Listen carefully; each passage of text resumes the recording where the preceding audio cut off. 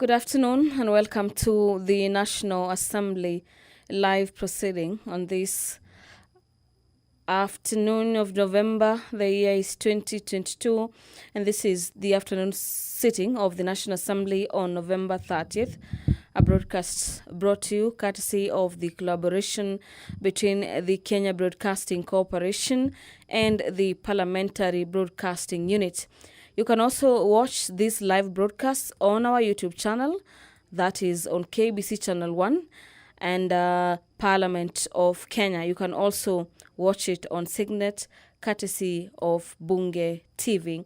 During this afternoon sitting, members of the National Assembly will consider the approval of nominees of various national government constituency development fund, that the chairperson select committee on the National Government Development Fund requests that the House adopts the report of the Select Committee on the National Government Constituencies Development Fund.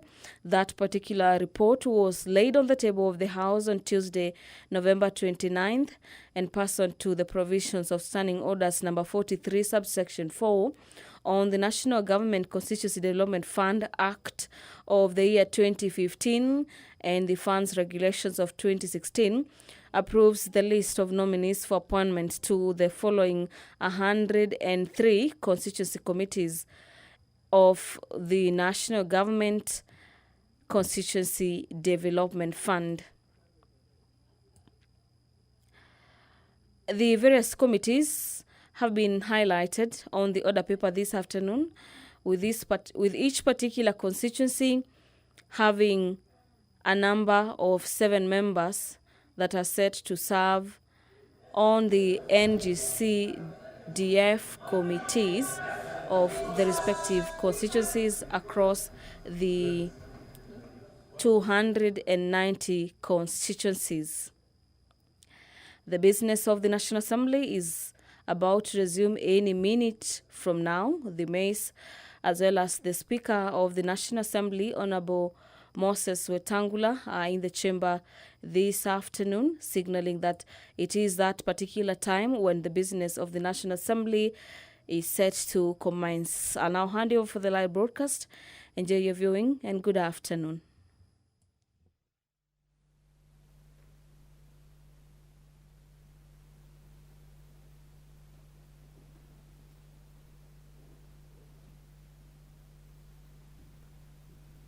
Waheshimiwa, na tuombe. Ewe Mwenyezi Mungu, ambaye kwa hekima na wema wako umeteua nyadhifa za viongozi na mabunge kwa ustawi wa jamii na utawala wa haki wa wanadamu, tukusihi utazame kwa neema nyingi sisi watumishi wako ambao umeridhika kutuita ili tutekeleze shughuli muhimu za jamhuri yetu.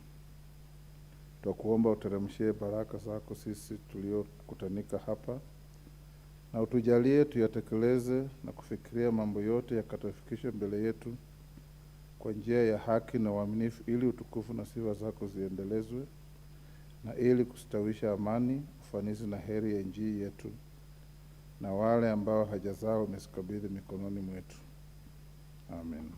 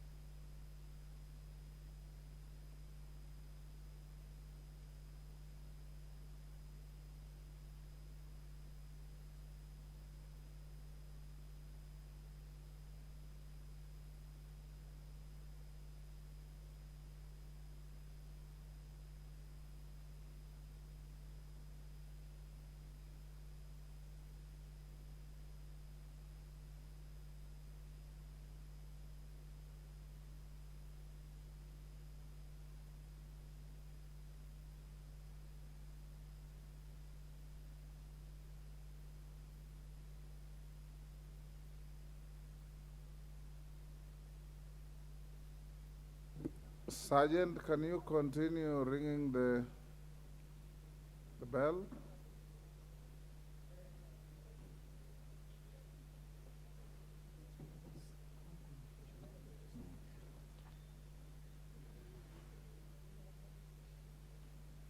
Yes. Okay.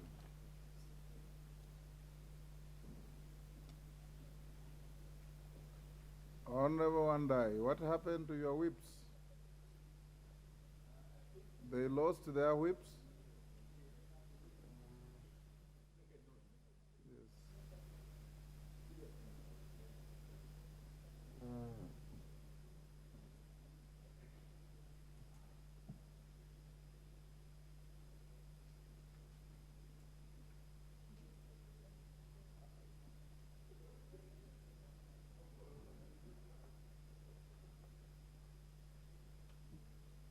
Honorable Moses Wetangula has directed that the quorum bell be rung for 10 minutes, and this is pursuant to Standing Orders number 34, subsection 4.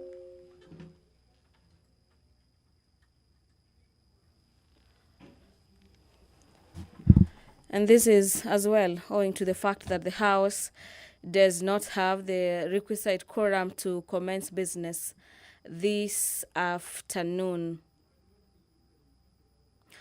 After the consideration of nominees that have been nominated to serve in respective committees of the National Government Constituency Development Fund, the House will then move to the Committee of the Whole, where it will consider the County Government's Additional Allocation Bill number 2. This is a Bill number 4 from the Senate, Bill number 4 of 2022 by the Chairperson Budget and Appropriations Committee. After the consideration of that particular bill, the House will then consider a motion on sessional paper number 2 of the year 2021 on the National Agricultural Policy. This is a motion by the Leader of Majority that the House adopts sessional paper number 2 of the year 2021 on the National Agricultural Policy, and this particular report was laid on the table of the House on February 8th this year.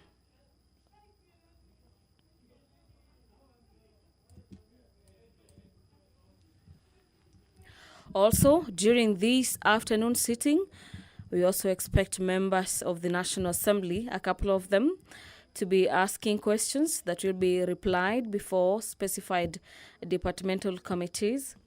The member for Kuresoi, Honorable Joseph Tanui, will be asking the Cabinet Secretary for Matters Youth Affairs, Sports and Arts that could the Cabinet Secretary explain why the construction of Olenguroni Stadium in Kuresoi constituency in Nakuru County has installed despite the projects having received fundings?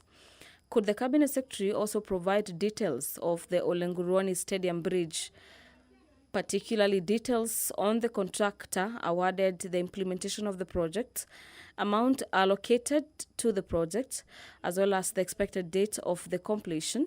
And finally, could the Cabinet Secretary outline the measures put in place to ensure completion of the said project without further delays? These questions will be replied before the Departmental Committee on Sports and Culture.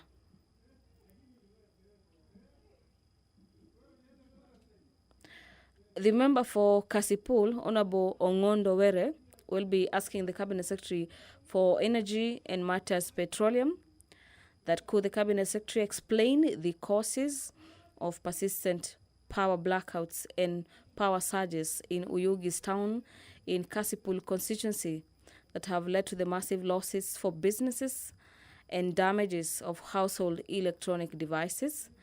And could the Cabinet Secretary provide the status of the report for the last mile connectivity program in Kasipul constituency? The Honourable Member for Kasipul also wants to understand from the Cabinet Secretary of Energy when the street lighting project under the last mile connectivity program on the following roads, that is Uyugi Town and its environs, are expected to be completed. These particular roads are Oyugis Kosele, Namba Korabok heading to Kawele Market, Oyugis to Sikri Town, Oyugis to Kuoyo, and Ombek Markets, and Oyugis Gamba, and Oyugis Road Kakum. Finally, the Honourable Member for Kasipul Kapondo will be asking the Cabinet Secretary to explain the status of the electronic power connectivity to schools and learning institutions in Kasipul constituency. These particular questions will be replied by the Departmental Committee on Matters Energy. Members of the National Assembly are currently streaming into the chamber as the quorum bell is on this afternoon.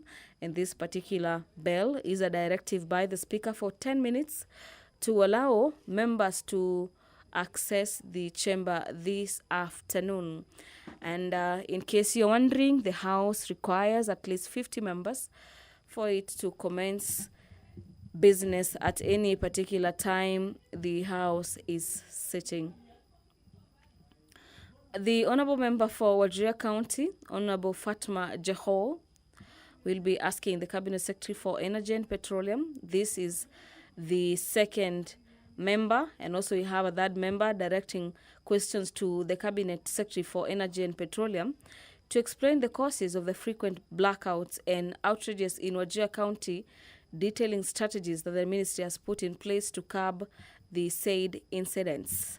According to the signals by the sergeant at arms right at the entrance of the chamber, the quorum appears to have been achieved. I'll now hand you over for the live broadcast. Enjoy your viewing and good afternoon.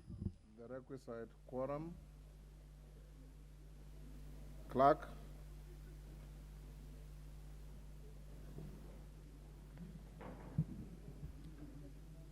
Order number 1, administration of oath. Order number 2, communication from the chair. Honorable members, take your seats. Sirma, the nearest available seat.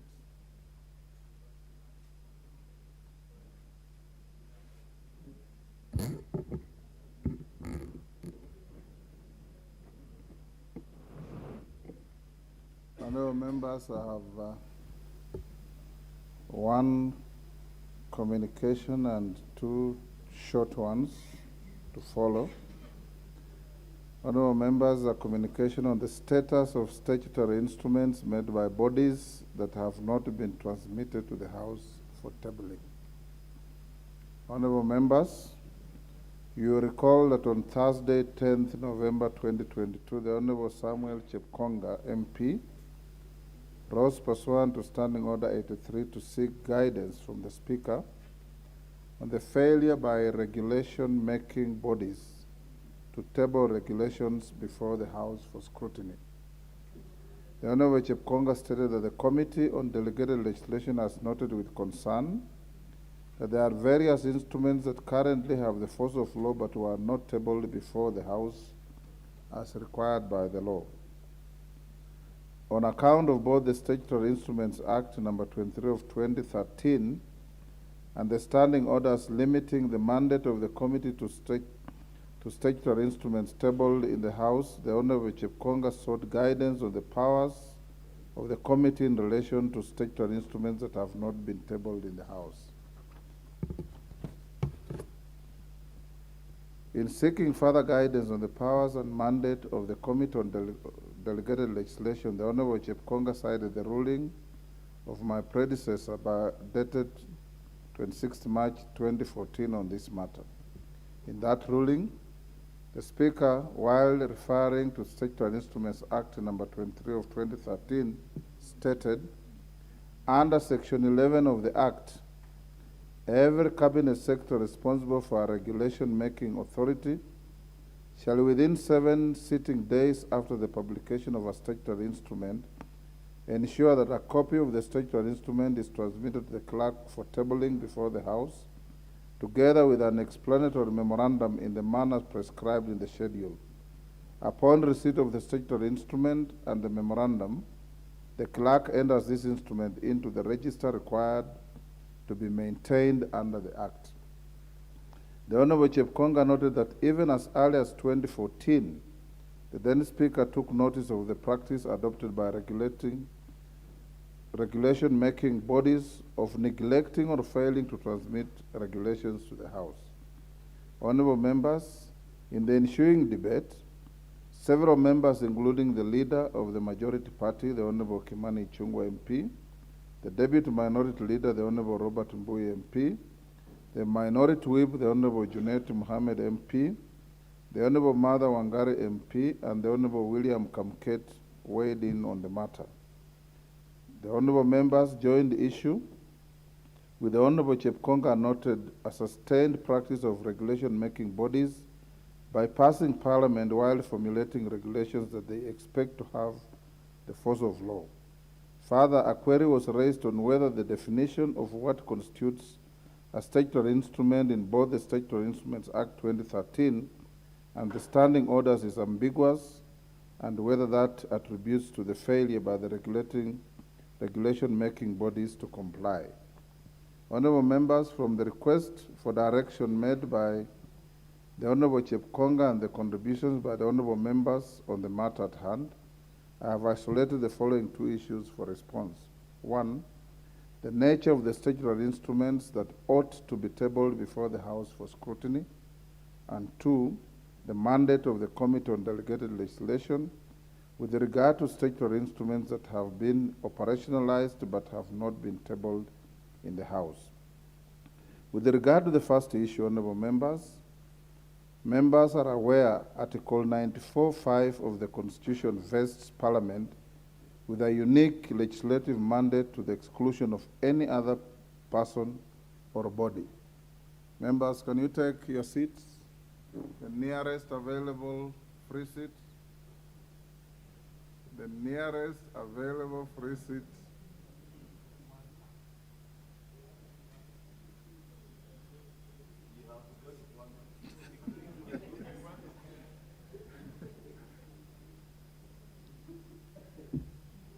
A person or body other than Parliament may only issue an instrument having the force of law and authority conferred by the Constitution or by legislation.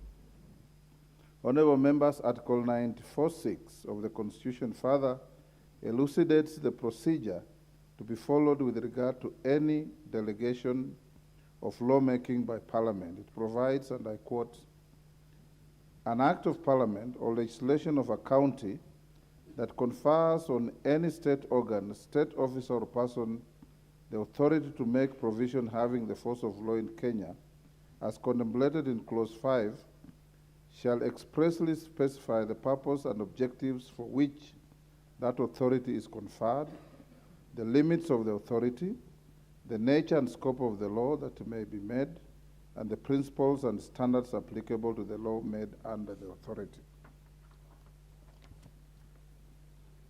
In its wisdom, Parliament passed the Statutory Instruments Act in 2013 to provide for the making, scrutiny, publication, and operation of statutory instruments.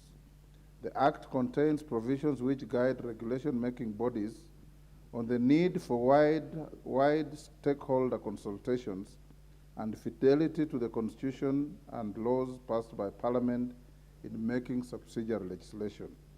In furtherance of the requirements of the Constitution, the Act subjects every statutory instrument to scrutiny by Parliament. It further outlines 13 criteria against which Parliament, through its relevant committee, must assess every instrument. This ranges from compliance with the Constitution and written law, defective drafting, delay in tabling, among other issues the committee considers it to examine. With regard to the definition, the Act defines a statutory instrument as, and I quote, "any rule, order, regulation, direction, form, tariff of costs or fees, letter patent, commission, warrant, proclamation, bylaw, resolution, guideline, or other instrument issued, made or established in the execution of a power conferred by or under an act of Parliament, under which that statutory instrument or subsidiary legislation is expressly authorized to be issued. The definition is unequivocal. Any instrument said to be made pursuant to a power granted by an act of Parliament must be brought before Parliament for scrutiny. With regard to the second issue, I agree with the concern of members on the neglect or failure by the regulation-making bodies to transmit statutory instruments to the House for scrutiny. Having guided that any instrument said to be made pursuant to a power granted by Parliament must be tabled before the House, what should obtain if a regulation-making body fails to table such an instrument? As noted by the Deputy Leader of the Minority, the Honorable Robert Mbui MP, Section 11 of the Statutory Instruments Act 2013 automatically nullifies statutory instruments not laid before Parliament for scrutiny. Though the provision may be clear to us as a House, it has to be put into context. Both the Statutory Instruments Act 2013 and the standing orders only contemplate the activation of the mandate of the Committee on Delegated Legislation upon tabling of a statutory instrument before the House. Conversely, regulation-making bodies and other functionaries of the executive publish various instruments they require the public to obey without providing any evidence that they have tabled such instruments for scrutiny. Honorable members, it is therefore clear that the gap between the exercise of the delegated lawmaking authority and the scrutiny of subsidiary legislation has led to the general public blindly abiding by statutory instruments merely on the basis that they have been published. Further, the public is not able to access information on when and where such statutory instruments have had the force of law. Currently, a public-spirited citizen is the one required to ascertain whether a particular instrument that impacts on his or her rights was indeed tabled before Parliament. Again, if the citizen discovers that an instrument was not laid before Parliament has not therefore been scrutinized, he or she is the one to seek judicial review and quashing of that instrument. To my mind, Parliament ought not to allow such a state of affairs to exist unchecked. Honorable members, allow me to give you an overview of the practice and procedure obtaining in the United Kingdom, where we have borrowed quite heavily on the law, practice, and procedure relating to statutory instruments. In the UK, ministers use delegated legislation to make changes to the law under powers given to them in an act of Parliament. Statutory instruments are the most common type of delegated legislation. About 3,500 become law each year. It is worth noting that in the UK, the act that contains the powers to make delegated legislation usually specifies what needs to happen to the statutory instrument for it to become law. Many statutory instruments are not subject to any parliamentary procedure, and a minister can simply sign them into law. In the same jurisdiction, where parliamentary procedure applies, the statutory instrument must be formally presented to Parliament. It then usually takes one of the following three main routes. A, negative procedure. The statutory instrument automatically becomes law unless there are objections to it within a specified period, usually 40 days. B, affirmative procedure. In this case, the statutory instrument must be actively approved before it becomes law. It's debated in a delegated legislation committee or less commonly in the chamber. Then the House decides whether to approve it or not. C, super affirmative procedure. This involves an additional stage of scrutiny where Parliament considers a proposal for statutory instrument before the statutory instrument is formally presented or laid, akin to our pre-publication scrutiny. This last procedure is used for statutory instruments that are considered to need a particularly high level of scrutiny. Honorable members, there are some specialized categories of statutory instruments that are used for particular purposes that are or can be considered under the super affirmative procedure. These statutory instruments usually amend or repeal acts of Parliament. Under the super affirmative procedure, a minister presents a proposal for a statutory instrument and an explanatory statement. Committees in the House of Commons and the House of Lords consider the proposal and can make recommendations. Then the minister can formally present or lay a draft of the statutory instrument under the affirmative procedure. When statutory instruments are formally presented to Parliament, they are said to be laid, and when a minister has signed them into law, they are said to be made. Most statutory instruments are presented to the House of Commons and the House of Lords. Some, mainly those involving finance, are only presented to the House of Commons. Statutory instruments can't usually be amended. Each House can simply approve or reject the instrument.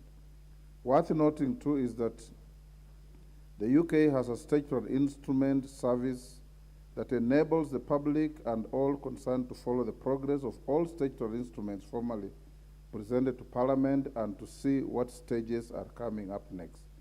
It provides the deadlines for annulling a negative instrument and also shows a link to all debates,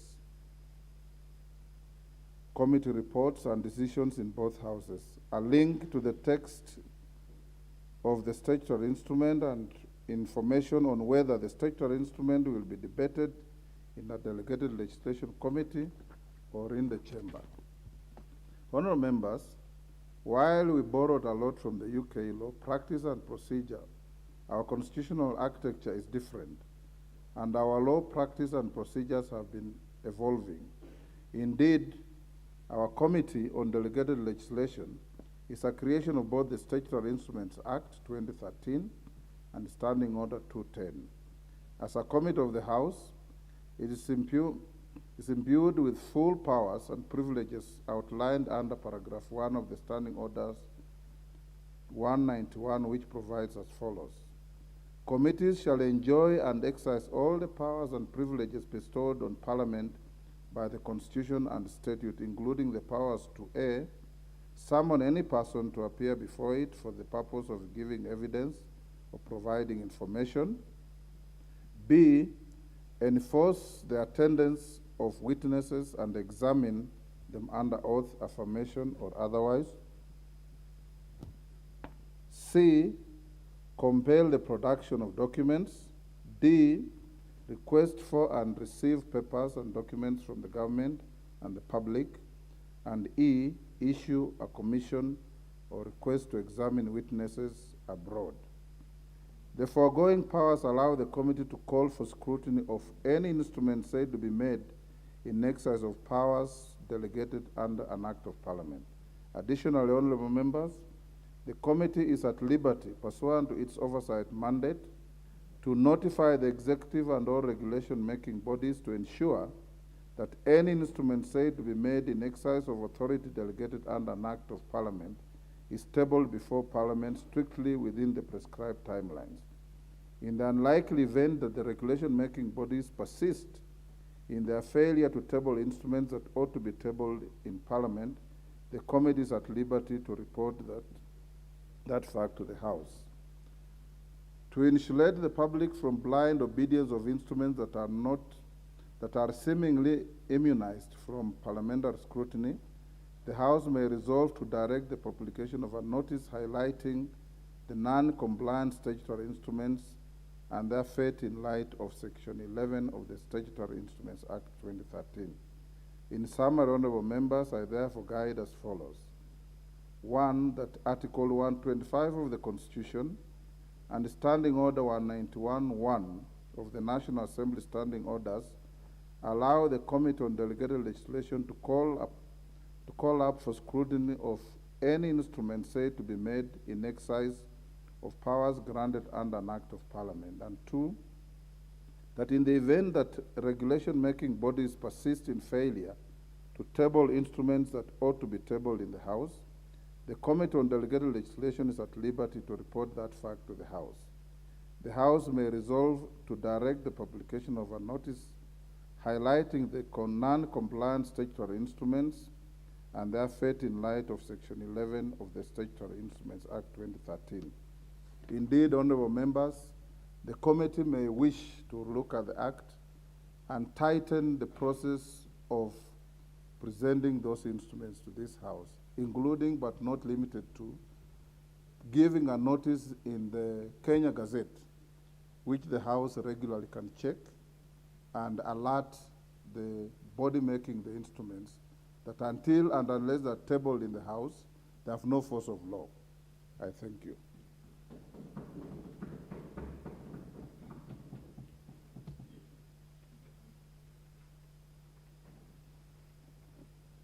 Honorable members, take your seats. I have two other short communications.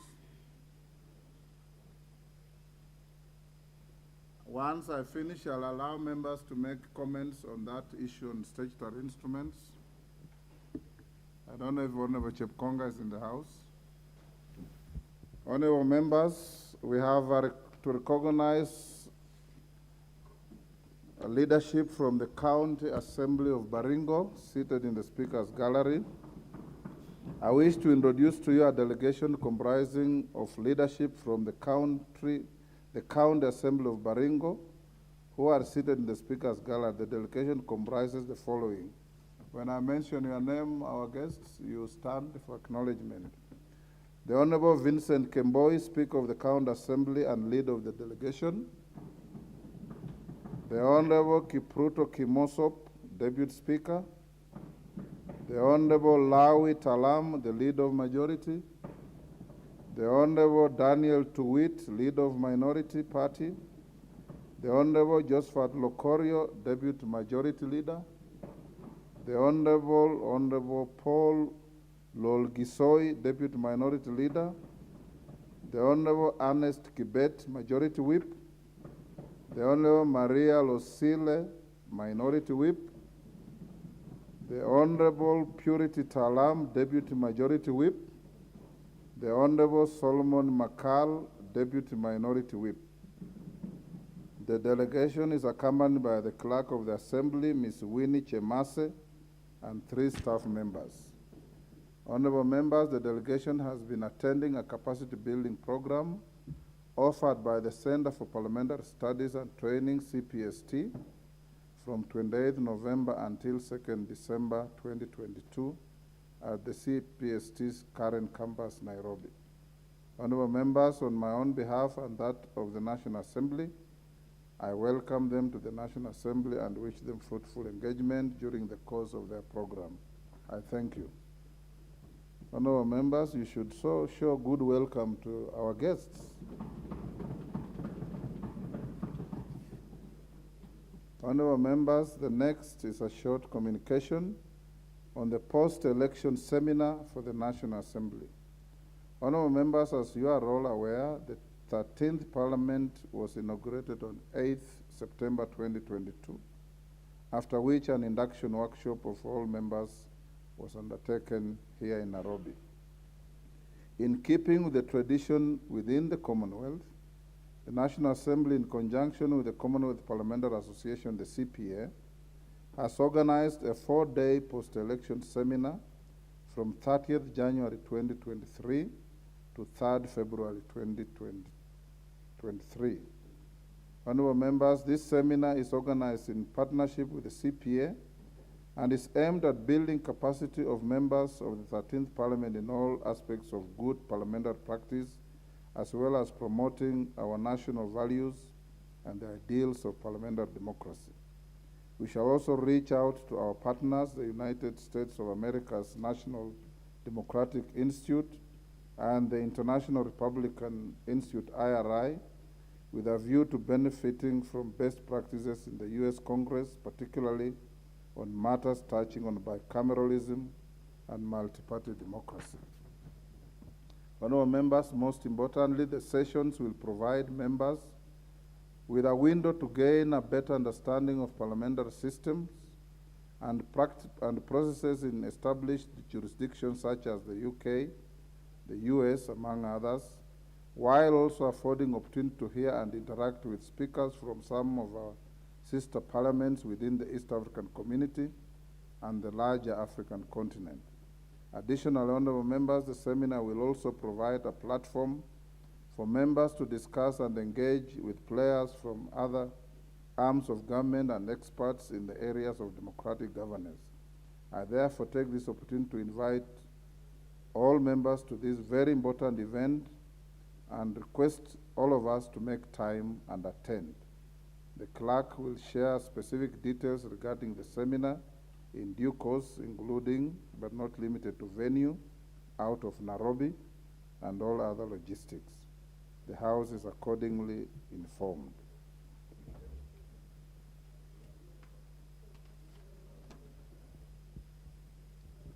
Those two members, take your seats.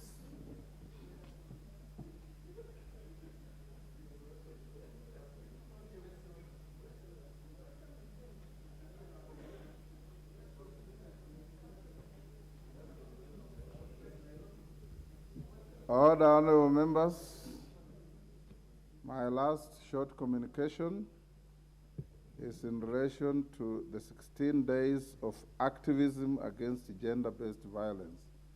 This must be music to the Deputy Speaker's ears. Honorable members, the 16 days of activism against gender-based violence, GBV, is an annual campaign that begins on 25th November every year on the International Day for the Elimination of Violence Against Women and Girls, and runs through the International Human Rights Day commemorated on 10th December each year. Honorable members, this year's theme, Unite Activism to End Violence Against Women and Girls, will be commemorated globally and in Kenya. The focus will be to mobilize member states, civil society and women's rights organizations, organizations working with men and boys, the UN system, the Action Coalition on Gender-Based Violence, human rights defenders, private sector, and individuals to stand in solidarity and call for a world free from violence against women and girls. Honorable members, the government of Kenya, a key champion of gender equality, is co-leading the Gender-Based Violence Action Coalition under the General Equality Platform, committing to 12 actions to eradicate all forms of gender-based violence, GBV, and female genital mutilation, FGM, by 2026. These commitments will be realized through intensified campaigns and working together to remove systemic barriers that allow GBV to thrive. Honorable members, it's against this background that UN Women, in partnership with my office and the Kenya Women Parliamentary Association, KEOPA, have organized a personal commitment event geared towards securing personal commitments of members of parliament and key duty bearers on their actions to end GBV in Kenya. This very important event will take place at the members' new dining room, main parliament, on Thursday, 1st December 2022, between 7 a.m. and 9:30 a.m. A light breakfast will be served. In this regard, honorable members, I cordially invite all members to attend this event and join in showing solidarity towards the elimination of GBV in Kenya and ensuring that women and girls live a life free of violence. Honorable members, may we also take cognizance of the fact that Thursday, 1st December 2022, is the World AIDS Day. It is noteworthy that the spread of HIV/AIDS is a major concern as its spread is accelerated by gender-based violence. According to UNAIDS, women who have experienced gender-based violence are up to 3 times more likely to be infected with HIV than those who have not. Let us all prioritize creating awareness. Let us all protect our women and girls, and let us all live together in peace and harmony. Thank you. Next. Sorry, members, that was a bit long. Sorry, I indicated. Anybody who wants to make comments on the statutory instruments communication, you are free to do so. I don't see the Honorable Chepkonga who triggered the issue. I'll start with Honorable, is that Chematia? No, Wamshomba. Give the floor to the Honorable Member for Githunguri. Thank you, Honorable Chair, Honorable Speaker. Bear with me, my voice is a bit unbalanced. But I'm very excited, Mr. Speaker. I have been waiting for the ruling concerning these pieces of registration that were passed in the previous parliament. And like you have rightly put, that there were some procedures that were not properly followed. And therefore, Mr. Speaker, I just wanted to inform you that some of those pieces that were passed have adversely affected the way we do things, especially in some sectors. Mr. Speaker, in this parliament, we have a coffee caucus. And I believe that one of the issues that made members of parliament to come together to discuss coffee issues is because of a certain legislation that was passed in the previous parliament, the 12th parliament, that adversely affected the way we trade and the way we manage coffee. So we are very excited with your ruling, Mr. Speaker, and we are looking forward to seeing better ways of handling the issues, correction of the mistakes that were done as errors of omission or commission, so that we can be able to give our farmers the rightful share of the returns of their crop. Mr. Speaker, on the issue of coffee, I want to notify, and I would want to probably to talk about it here because it is in the public domain, that because of the regulations that were passed here, without correct procedures, farmers have been complaining, traders have been complaining, millers and growers have been complaining, and we hope that from today onwards, we are going to provide a solution. Thank you, and I thank you for giving me the opportunity. Thank you, Honorable Mshomba. Those who want to comment, go to interventions. That is Honorable Sunguli. Is that Oundo? Yes. Mr. Speaker, I want to thank you very much as a member of the Delegated Legislation Committee for that very well-reasoned ruling. Mr. Speaker, we have noted this in the committee, that indeed there are some people and some organizations that are taking advantage of delegated powers to make far-reaching legislation without reverting to Parliament. Indeed, there is a big number, I do not have the figures, of such regulations that have actually now expired, and they continue to be implemented. I think your statement today, Mr. Speaker, stamps the authority of Parliament as the sole law-making organization, or rather authority in Kenya. And many of these laws that have been made outside the authority of Parliament should be recalled, and with your help, Mr. Speaker, the committee will look into these, each one of them, over 2,000 pieces of legislation maybe that are awaiting to be approved by the Committee on Delegated Legislation. I think from today, everybody will know that indeed Parliament is the only law-making power. But Mr. Speaker, I believe myself that you need to go a little bit further and say that Parliament must look for a way of, say, gazetting everything that it has done, so that there is a place where the public can go to and check whether that particular piece of legislation has the stamp of Parliament or not. Because if you want to go for judicial review, you have to really search everywhere, maybe Hansard only, to see whether that has received the stamp of Parliament. So maybe we need to look at that in future, and I support what you, That work is cut out for your committee. Yes, thank you for Bring that. proposals to amend the law to save the public from quack legislation that is hurting so many people. Thank you, Mr. Speaker. The Honorable Oundo. Members, you are also at liberty to comment on the gender-based violence issue because it's also topical and important. Honorable Oundo, give him the next microphone. Take the next available, they will pass on to you. Clerk.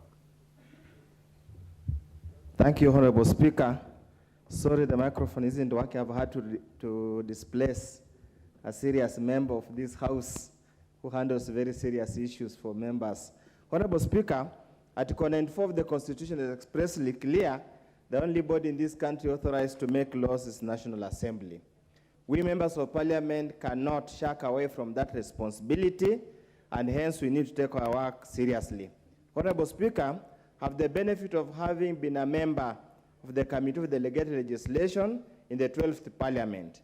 And during that time, we came across some issues and some things that baffled many of us and wondered where the executive is serious about legislative agenda for this country.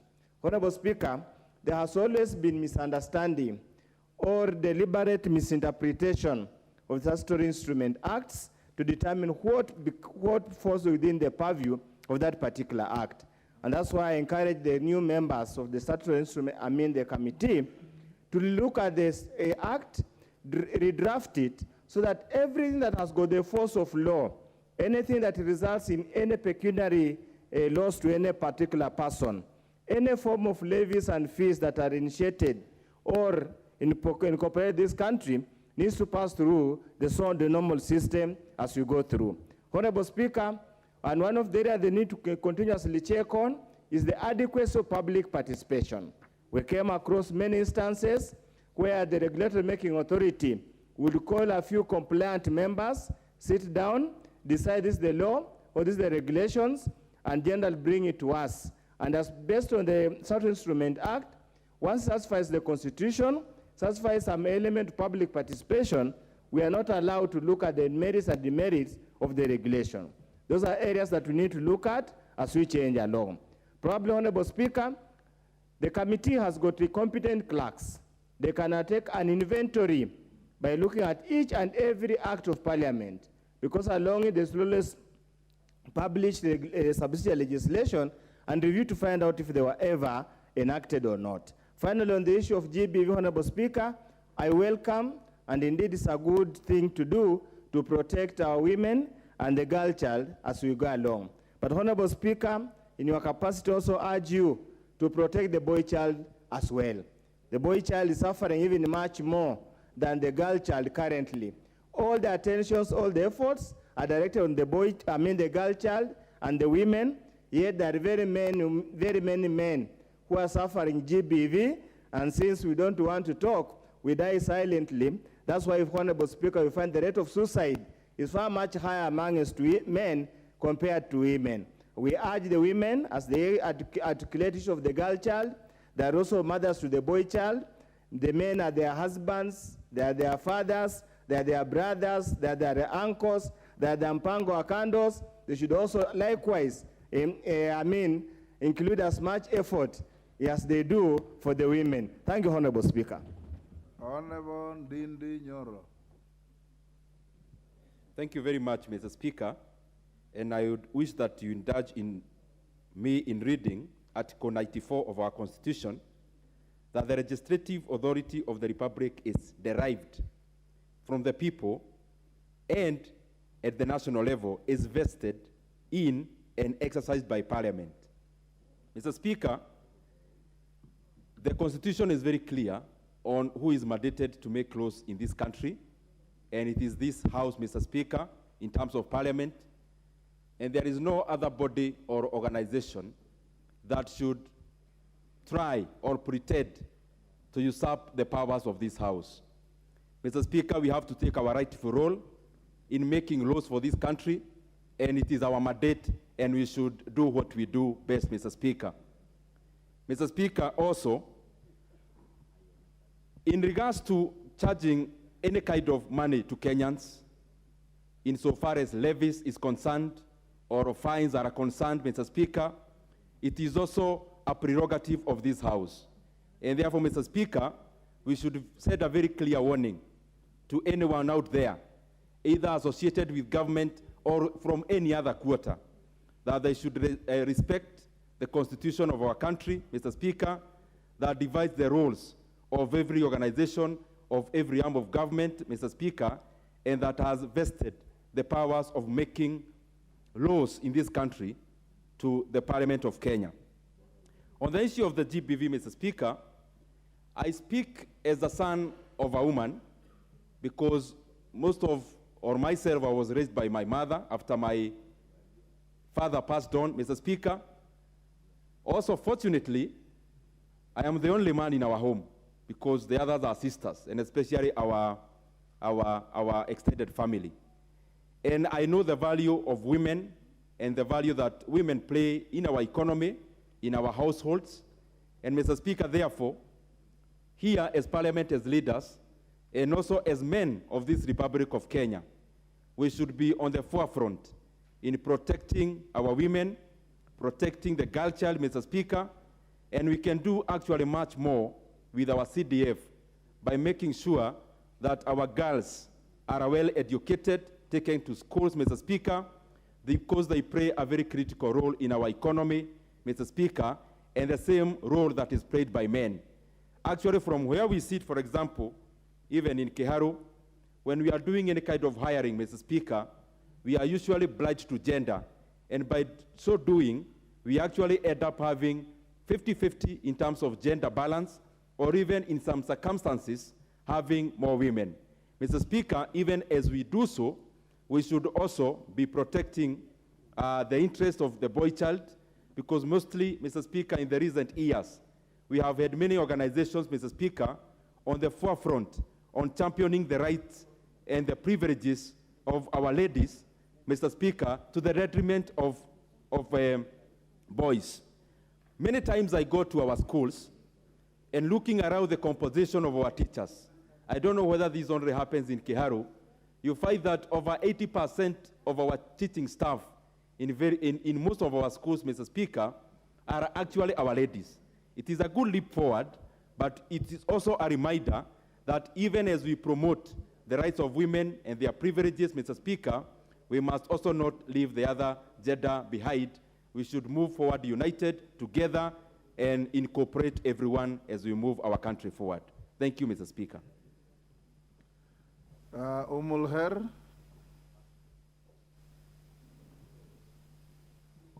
Thank you, Mr. Speaker, for granting me this opportunity. I would like to speak on the GBV.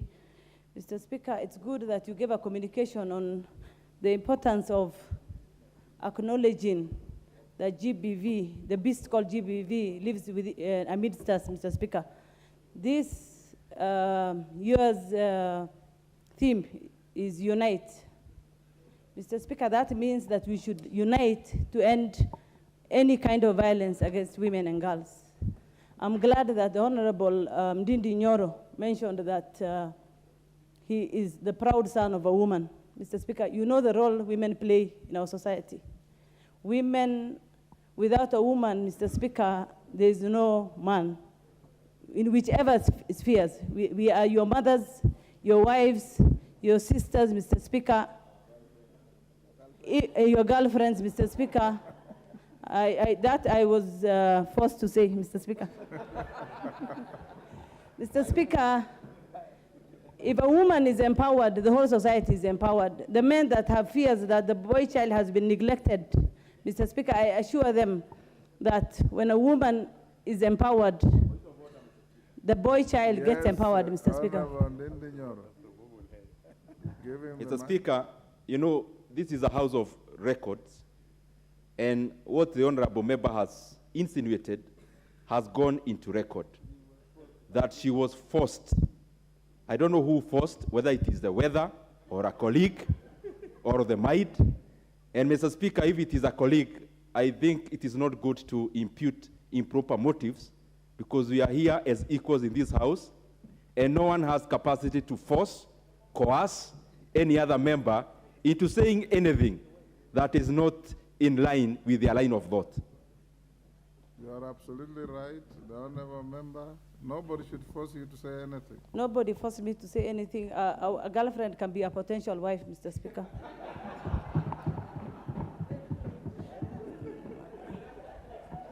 Only that I left it out. But to all those who are waiting to be wives, Mr. Speaker, that's an assurance for them. Mr. Speaker, and in any case, it's not the end of life to be a wife, Mr. Speaker. You can as well remain single and be a proud woman. Mr. Speaker, GBV comes in all forms. You men could perhaps be inflicting GBV on your wives unconsciously, Mr. Speaker. Emotional damage, Mr. Speaker. When you actually every day nag a woman on how her kids have not performed well, how your conjugal rights have been denied, Mr. Speaker. You've seen that the majority of people working now are women, Mr. Speaker. We all go home very tired. Unfortunately, roles have shifted to women. The men have decided to just be bystanders. Mr.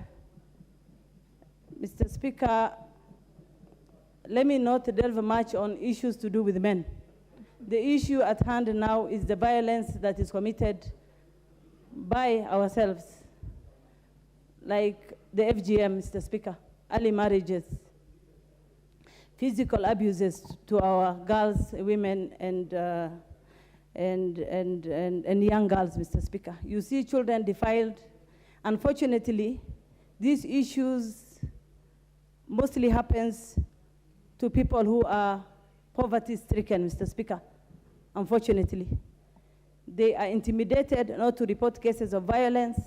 The only way we can overcome this is through taking our boys and girls to school, Mr. Speaker, so that when they grow old, big enough to decide for themselves, they can make informed decisions on issues to do with their lives, Mr. Speaker.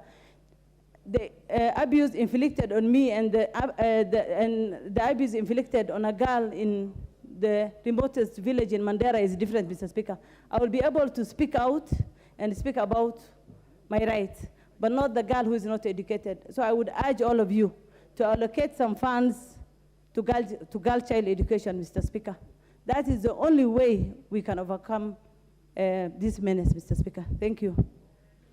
Honourable members, I'll just give two more on either side, then we close that.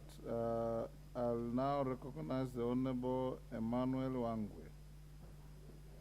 Thank you, Honourable Speaker. Honourable Speaker, allow me also to weigh in on your communication about the regulations, Honourable Speaker. First is to thank you so much that your guidance of the House with respect to Article 94 is very timely, Honourable Speaker. Is a decision, is a ruling of its own kind. And Honourable Speaker, you've really hit where the nail meets the rubber, Honourable Speaker. Honourable Speaker, what happens with most of the government sector is that they assume that they make laws within their boardrooms. And once they make those kind of decisions, Honourable Speaker, they end up harassing Kenyans without necessarily following the due process. Through your guidance, Honourable Speaker, today, I wish to call on the chair, the Committee on Implementation, to really take over the communication you've done, so that, Honourable Speaker, wherever we go, whatever happens, let it be very clear that the process of making any regulation, any act or law must be done through this House, Honourable Speaker. Honourable Speaker, about the gender-based violence, I wish also to join my colleagues, Honourable Speaker, to say that it is time we all belong to one universe. It is time everybody lives freely. It's time, Honourable Speaker, no one chooses to be a female or a male, and gender does not apply to female alone, Honourable Speaker. Therefore, it's important that, Honourable Speaker, we allow each one of us to live in society freely, enjoy the freedom that is given and guarded jealously by the Constitution of Kenya. Honourable Speaker, when it comes to the harassment that our ladies face, whenever we read in the newspapers, watch on television sets, Honourable Speaker, it's very embarrassing. Similarly, Honourable Speaker, us men are also facing the same challenges. You find, Honourable Speaker, where men have also ended up losing what is very important for them in society, Honourable Speaker. Once, Honourable Speaker, you are maybe defamed in terms of manhood, Honourable Speaker, so be it. It ends all your cause. Therefore, Honourable Speaker, any bodily harm, any psychological harm, emotional harm, Honourable Speaker, must be condemned. Let us live in our society the way we are guarded for by the Constitution of Kenya and the way we are supposed to exist as Kenyans and as a people on this planet. Thank you, Honourable Speaker. and I support. Member for Kisumu Town West. Thank you, Mr. Speaker. Mr. Speaker, thank you for this opportunity, but for the records, the constituency is Kisumu West. Not Town West. Not Town West, Mr. Speaker. Mr. Speaker, I would have expected that... The word town is expunged from the record. Mr. Speaker, I would have expected that you'd know that constituency by the real name because of the past I know it very well. electoral experiences that we've had. Between Ford Kenya and ODM, the constituency has always been represented by a member of Ford Kenya, but this time round, a member of ODM is actually representing that constituency. Congratulations. It is Kisumu West constituency. Thank you, Mr. Speaker. Mr. Speaker, thank you for indulging me despite the fact that I don't have my card, and I'd like to make a comment on GBV. Mr. Speaker, as the Vice Chairperson of Kenya Women Parliamentarian Association, I'd like to thank you for extending that invitation to members of Parliament. This is because GBV is classless. It is experienced amongst the very elite in this society, and it is also experienced amongst the vulnerable groups. So the theme of this year's 16 days activism, Unite Against this Vice, is very appropriate, Mr. Speaker, because this is a vice that cannot be fought by only one side of the sexual divide, Mr. Speaker. So when we unite as members of Parliament, who are actually leaders in the society, when we unite as the elite members of this society, when we unite as the vulnerable members of this society, Mr. Speaker, we'd all be contributing to the end of this vice. This is because the Constitution dictates that every Kenyan, regardless of what sex you are, is equal and should be treated with dignity. But GBV denies victims that dignified opportunity, Mr. Speaker. So this is a case where if we unite as all Kenyans, we'd actually be furthering the effect of the Constitution that we passed in 2010. Mr. Speaker, once again, I want to thank you for this opportunity, and I want to welcome all the members to please be present tomorrow between 7 a.m. to 9 a.m. And Mr. Speaker, we are counting on you as the leader of these chambers or National Assembly to actually be there and present yourself in person. We'd really appreciate that. Thank you, Mr. Speaker.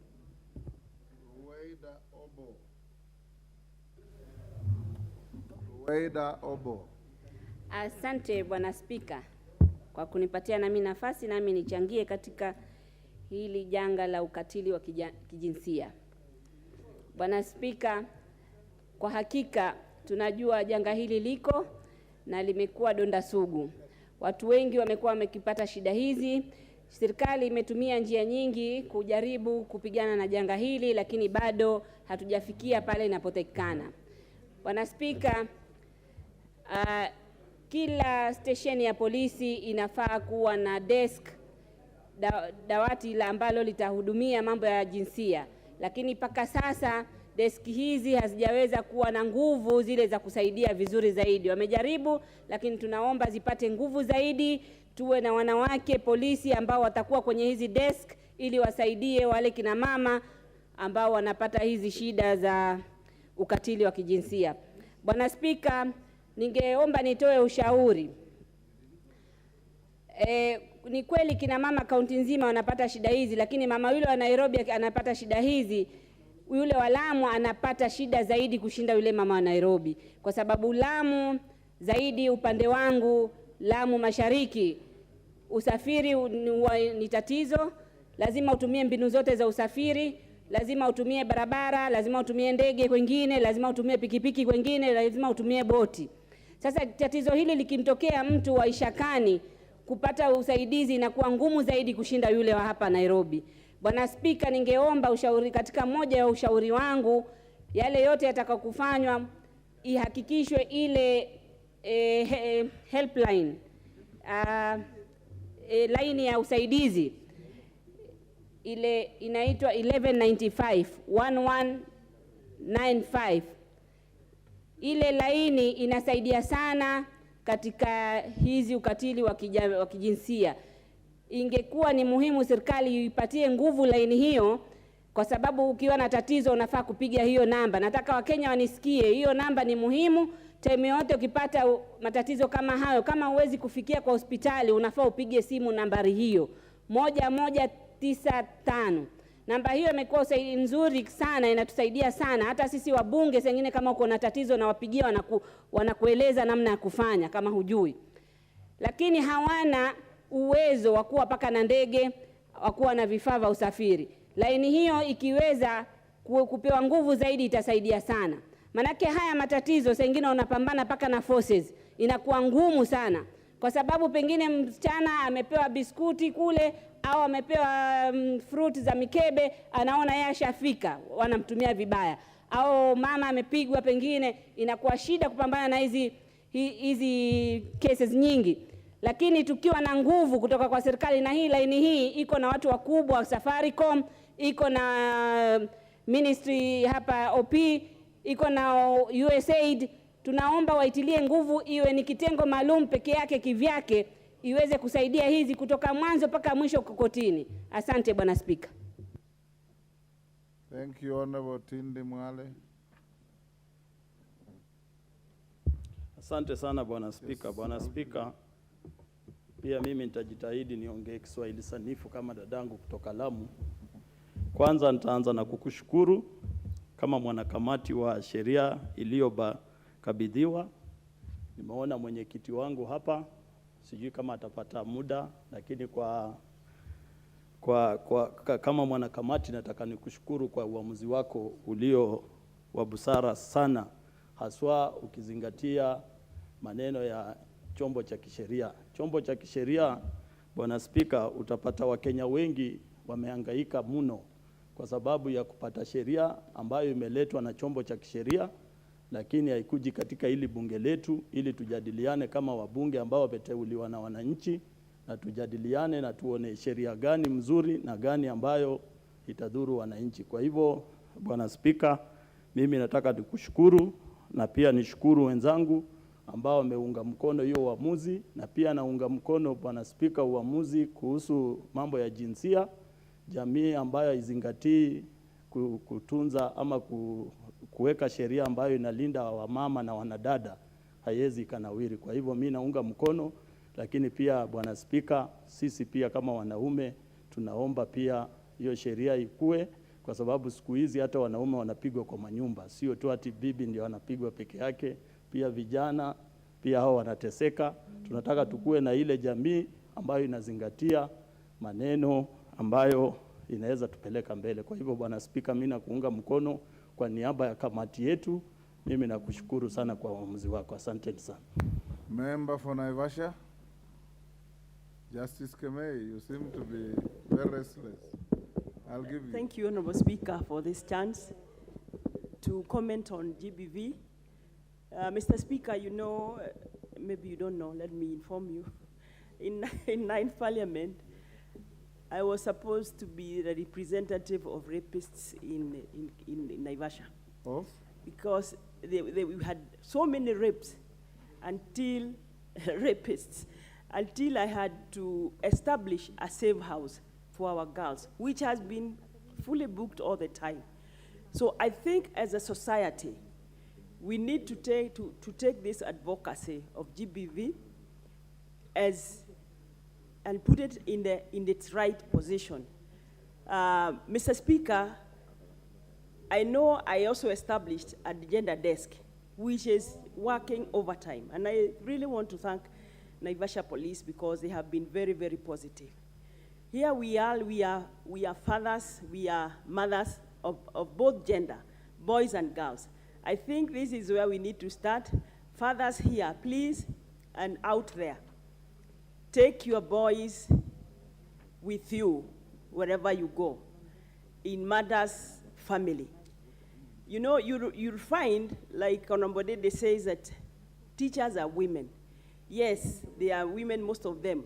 And when you leave your children or the boys to be taken through by the mother, eventually you'll be complaining because the mother is going for a wedding, is going to the market, is going to this and these places.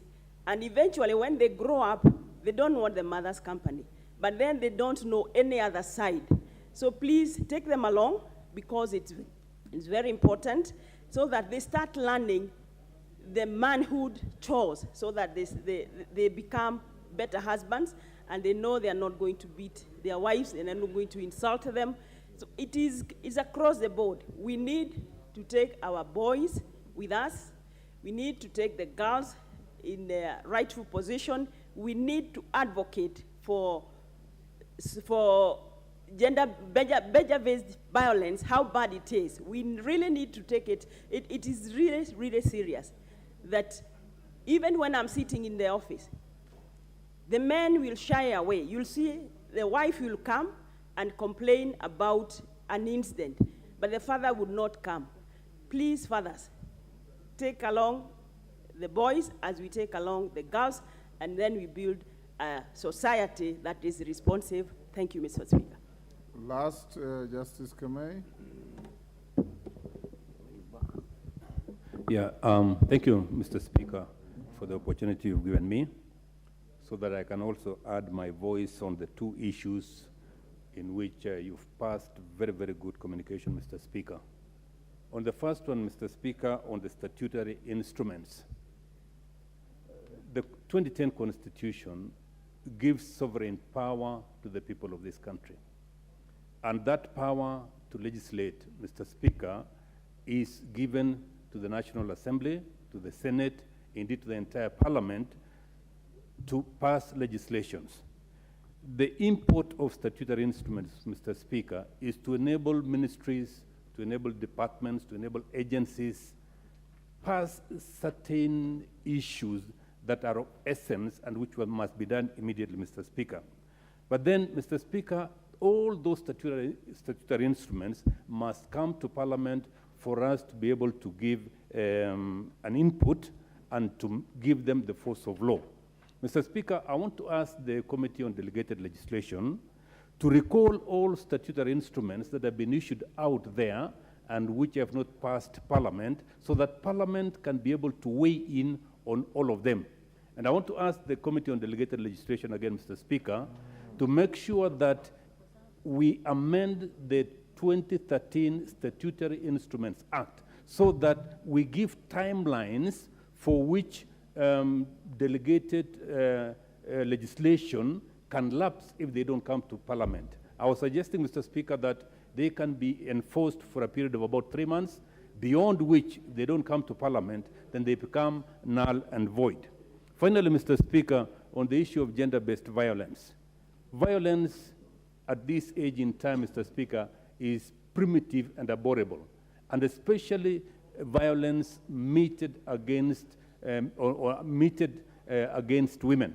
Mr. Speaker, we must stand up as the 13th Parliament, and we must stand up as a people to say any kind of violence meted against girls and women, we stand against it, Mr. Speaker. And thank you for giving me this opportunity. I want to be as brief as that so that maybe my colleagues can also get the chance to air their views. Thank you, Mr. Speaker. Honourable Member, I want to end here. I'll give you 1 minute, Honourable Member. I had wanted Justice Kamei to be the last. Give the Honourable Member. Thank you, sir. Thank you, Mr. Speaker. This comes as a relief to Kenyans. I'm happy that you have communicated the statutory instruments. These people have been using, misusing these instruments wrongly, coming up with rules and regulations that are affecting the whole country, affecting the citizens, and, without necessarily passing the house that is supposed to come up with laws in this country. This is the only house that is mandated to come up with laws. But this has been a problem, especially, when Central Bank came up with the rules where they were saying you cannot withdraw more than 1 million shillings, or when you are depositing maybe even 1 million or 2, you are asked to so many questions that are unnecessary. I think this will now be put a stop, and it will never be used again. This should be the only house that passes laws. The other thing about gender-based violence, I'm sure the House is fully aware that this happens to both male and female. It doesn't only happen to female. People think when one talks about gender-based violence, they only, the only thing that comes up to your mind is female. But male are also beaten thoroughly in their houses. That also need to be considered, and that has to come to an end. Thank you very much, Mr. Speaker. Clerk, next order.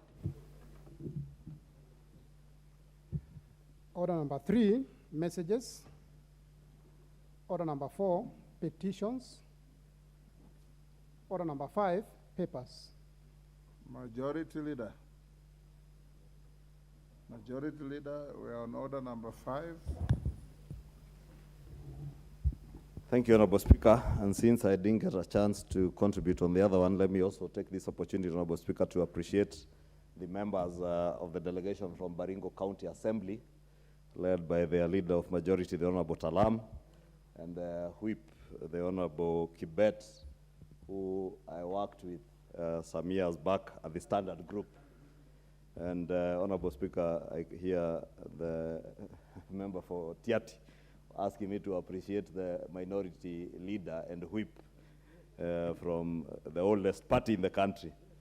But to appreciate that the Baringo County Assembly has indeed set a very good example to other county assemblies, being an assembly that has demonstrated that it can act independently. And I commend them because they are the only county assembly in this country who stood firm against BBI in the last regime. Honorable Speaker, I therefore beg to lay the following papers on the table of the House today, Wednesday, November 30th, 2022, afternoon sitting. Yes. 1, an addendum to submission of the 12th batch of nominees to the National Government Constituency Development Fund committees for National Assembly approval for Isiolo South constituency. 2, reports of the Auditor General and financial statements of the following institutions for the year ended 30th June 2021 and the certificates therein.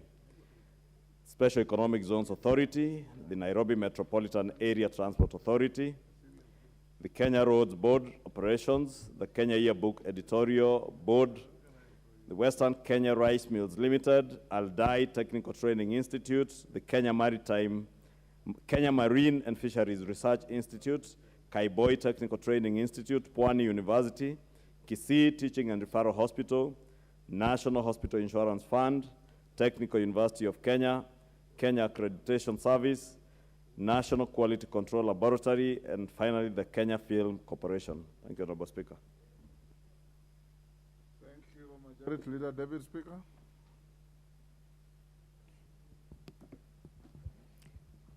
Honorable Speaker, I beg to lay the following paper on the table of the House today, Wednesday, November 30th, the year 2022.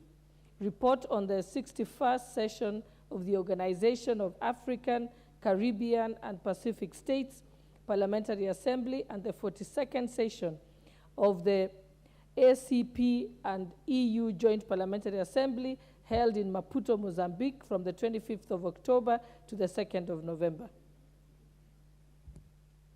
Next, Chair Select Committee on Delegated Legislation.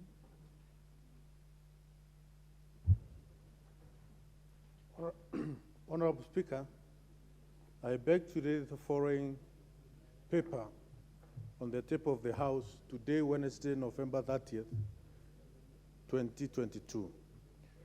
The report of the Select Committee on Delegated Registration on its consideration of the Public Finance Management Public Investment Regulation 2022 into bracket legal notice number 54 of 2022. Thank you, Honorable Member. Chairperson, Departmental Committee on Energy.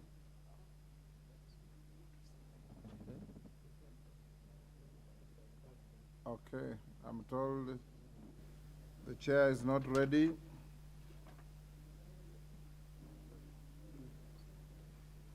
Understanding under order number 6, call out order number 6, clerk.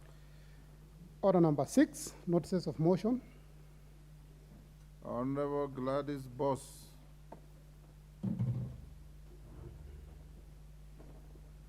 Honorable Speaker, I beg to give notice of the following motion.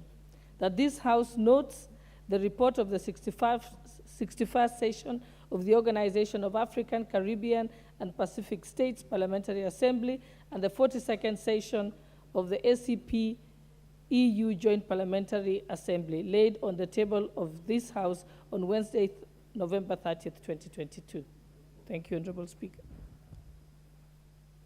Next, Chairperson, Delegated Legislation. Honorable Speaker, I beg to give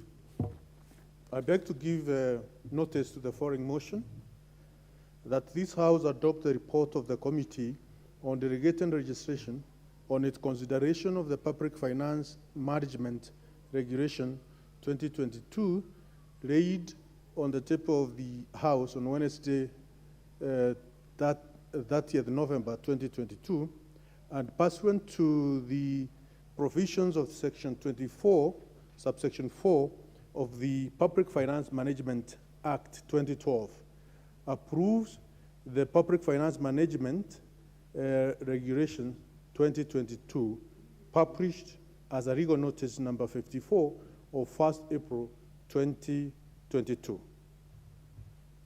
Thank you. Next, Chairman, Departmental Committee on Energy.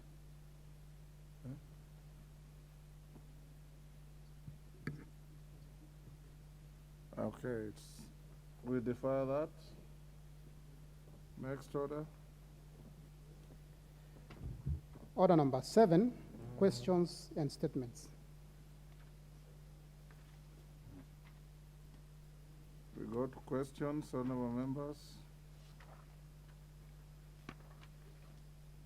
Member for Kuresoi,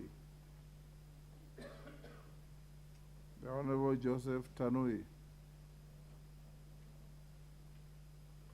Question deferred. Member for Kaspul, Honorable Ongondo Were. Is he in the House? Yeah, Yes, I'm present. Honorable Member. Honorable Speaker, thank you for giving me opportunity to ask question number 063 of 2022 directed to Cabinet Secretary for Energy and Petroleum. Roman 1, could the Cabinet Secretary explain the causes of persistent power blackouts and power surge into Yugis town in Kaspul constituency that have led to massive losses for the business community and damages to household electronic devices? Roman 2, could the Cabinet Secretary provide the status report for the last mile connectivity programs in Kaspul constituency? Roman 3, could the Cabinet Secretary explain when the street lighting projects under the last mile connectivity programs on the following roads in Oyugis town and its environs as expected to be completed? Oyugis Kosele, Namba Karabok Kawere Market, Oyugis Secret Town, Oyugis Kuoyo, Oyugis Manyoro Market, Oyugis Nyangiela Dole and Ombek Market, Oyugis Gamba and Oyugis Rodika Kuom and Ruga Markets in Oyugis town. Roman 4, could the Cabinet Secretary explain the status of the electric power connectivity to schools and learning institutions in Kaspul constituency? Thank you, Honorable Speaker. Thank you, Honorable Were. The Chairman of Energy will respond accordingly.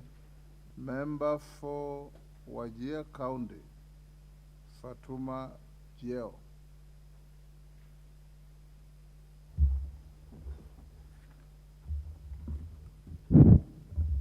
Thank you, Bwana Speaker.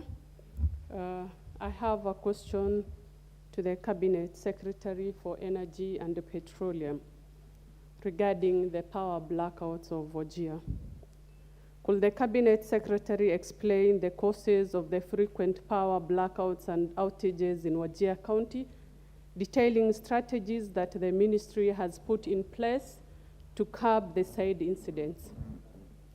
2, could the Cabinet Secretary provide the measures that the ministry has put in place to ensure prompt deployment of Kenya Power and Lighting Company technicians to address incidents of power blackouts and outages in Wajir County to minimize its negative effect on health facilities and businesses in the area?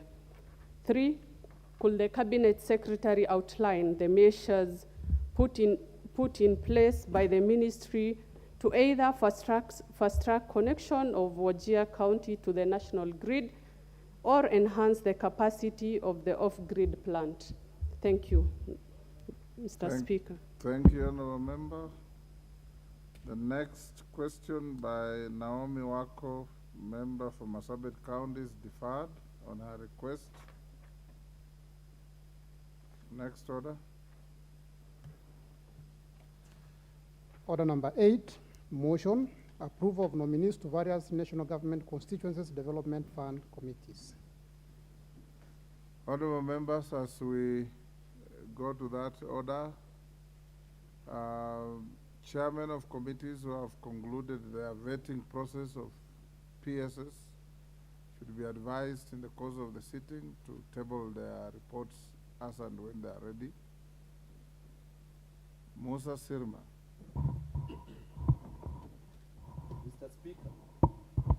Mr. Speaker, I beg to move that this House approves the nominees to various national government constituency development fund committees tabled and or appended in the order paper, Mr. Speaker, that this House adopts the report of the Select Committee of the National Government Constituency Development Fund laid on the table of the House on Tuesday, November 19, 2022, and pursuant to provisions of Section 434 of the National Government Constituency Development Fund Act 2015, and paragraphs 5, 2, and 10 of the National... I'm advised that you started by saying this House approves. No. Your motion says adopts. Adopts. Yes. Yes. Can the record it's be amended corrected accordingly? Go yeah, that this House adopts the report of the Select Committee. Let me start again, Mr. Speaker. Yes. Mr. Speaker, I beg to move that this House adopts the report of the Select Committee on the National Government Constituency Development Fund laid on the table of the House on Tuesday, November 29, 2022, and pursuant to the provisions of Section 434 of the National Government Constituency Development Fund Act 2015 and paragraphs 5, 2, and 10 of the National Government Constituency Development Fund Regulations 2016, approves the list of nominees for appointment of the following 103 constituency committees and of National Government Constituency Development Fund. Mr. Speaker, this is, I think, the last big batch of names or committees which have been brought to my committee. And Mr. Speaker, we have only 5 constituencies who have not brought in their names, and we hope that next year they will be ready. But we may not be able to include them in whatever food which will be on the table, Mr. Speaker, because they are lazy and they have not managed to bring their names. Mr. Speaker, there are 5. I cannot name members. So, Mr. Speaker,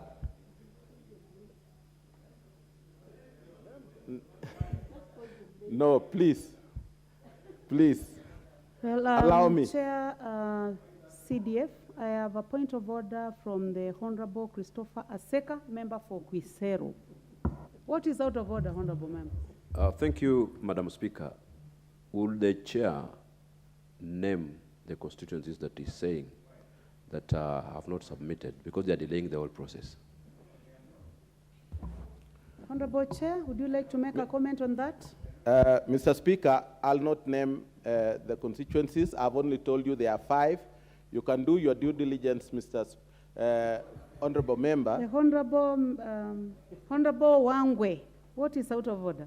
Thank you, Honorable Speaker. Madam Speaker, I feel maybe I would ask is the chair in order, Honorable Speaker, to refer to you and the way you look like and the way everyone sees that you are a lady as Mr. Speaker, Honorable Speaker.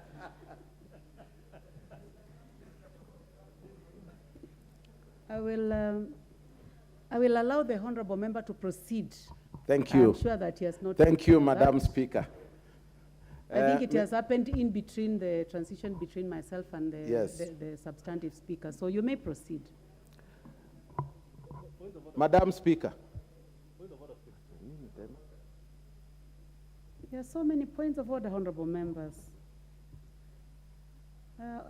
Honorable Kamket, Yes. what is out of order? Madam Speaker, you heard the words the chairman of CDF used, that those who had members who had not given their names are lazy and fit to hold office. No. Madam Speaker, the Hansard can bear me witness. He used the words lazy. Yes, lazy. Is the member here in order? Don't you think, Madam Speaker, that she is imputing improper motive on the members? There could be difficult circumstances those members are facing, political circumstances on the ground. But the words he has used, that members are lazy, he must be made to withdraw. And Madam Speaker, while on that, it's important that the member names those constituencies, because back down there in Tiati, my people may be thinking that I'm one of them, yet I was among the first. So it is important to name those people.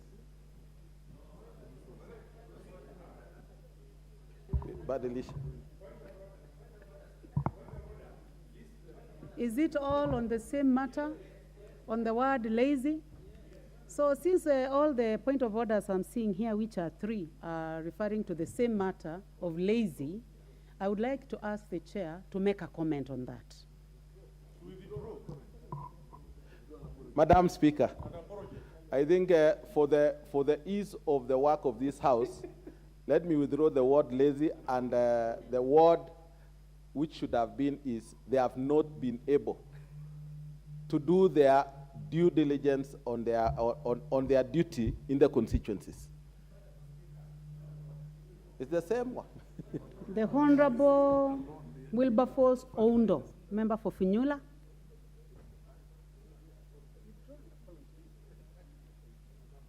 The mic is faulty. Honorable Speaker, I think the chair of the committee is misleading the House and misleading the nation. Number one, Honorable Speaker, I don't know which members he's referring to. If they're members of parliament, the Honorable Speaker is completely out of order.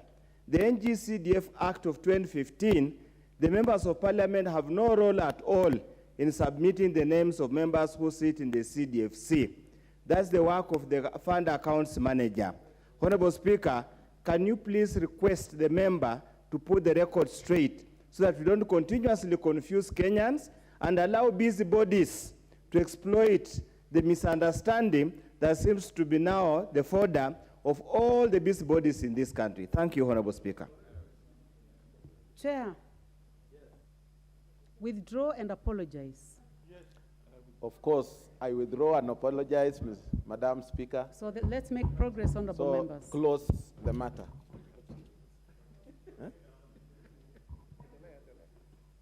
Madam Speaker, I want also to inform the House that the first Gazette notice of the 123 constituencies was gazetted today. And we are in the process of getting funding very soon. In fact, possibly this week will be the first batch. And Mr. Speaker, now it has changed again. The change is too much. We should be notified, Mr. Speaker, that all this has happened because we want the children of Kenya who are the beneficiaries of the school fees which is going to be given out in January to go to school, Mr. Speaker. And therefore, we want the members, as they go for recess from tomorrow, they will ask their committees and the fund managers to do the necessary arrangements so that we have a good organization in the constituencies. Although they are not participating, but of course, they are the fathers of the constituencies, Mr. Speaker. Mr. Speaker, finally, I would like to recognize my MCAs or the members of the County Assembly of Baringo who have come in today to visit, and for sure, our parliamentary studies school is going to do a lot, because many people have not understood the kind of school which is which this parliament has made, which is going to assist the young legislators in this country to reform and make this country better. Mr. Speaker, I beg to move.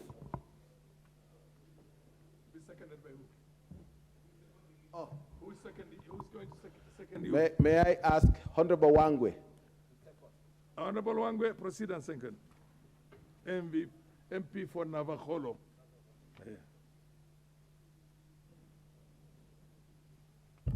Thank you, Honorable Speaker. Honorable Speaker, I wish to second the very able report as moved by the chair of NGCDF, and just add on, as a rider on the last point which he has made, the Honorable Speaker, it appears like the government is moving with speed to make sure that, Honorable Speaker, the kids of this country see good education paid by CDF. Honorable Speaker, CDF facilitates each and every corner of this country.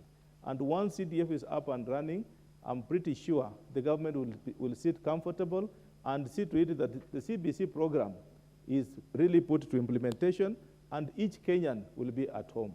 Thank you, Honorable Speaker, and I beg to second.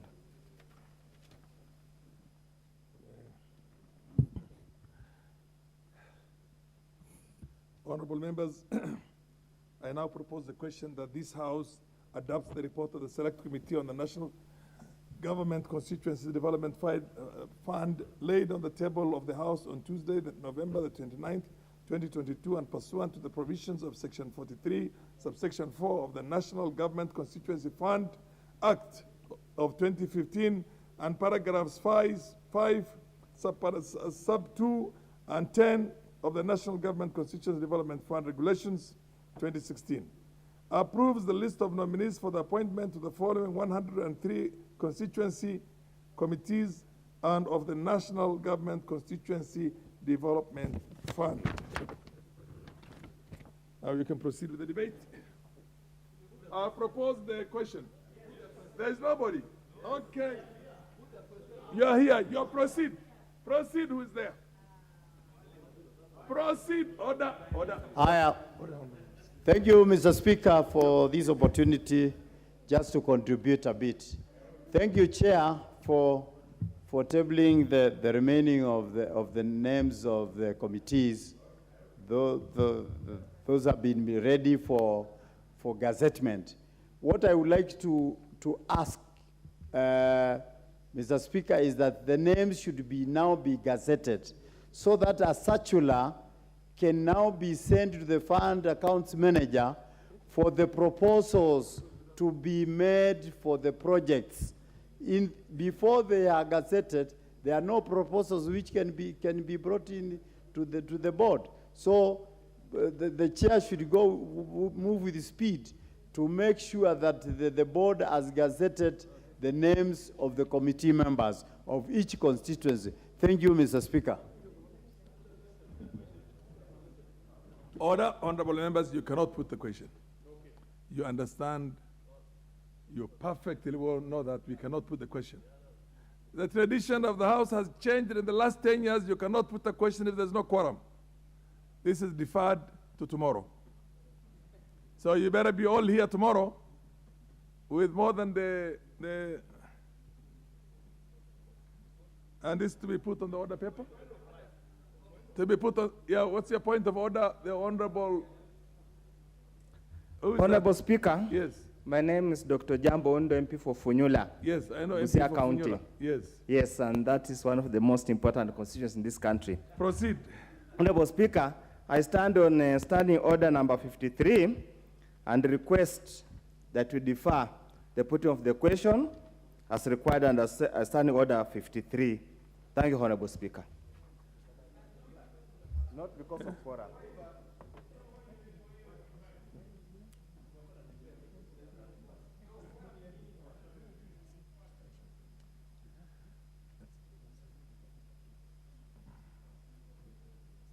Motion which may be moved.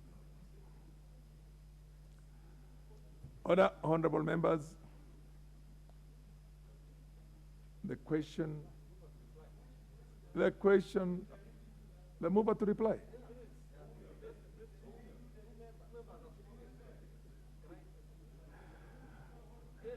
Proceed, the mover to reply. Mr. Speaker,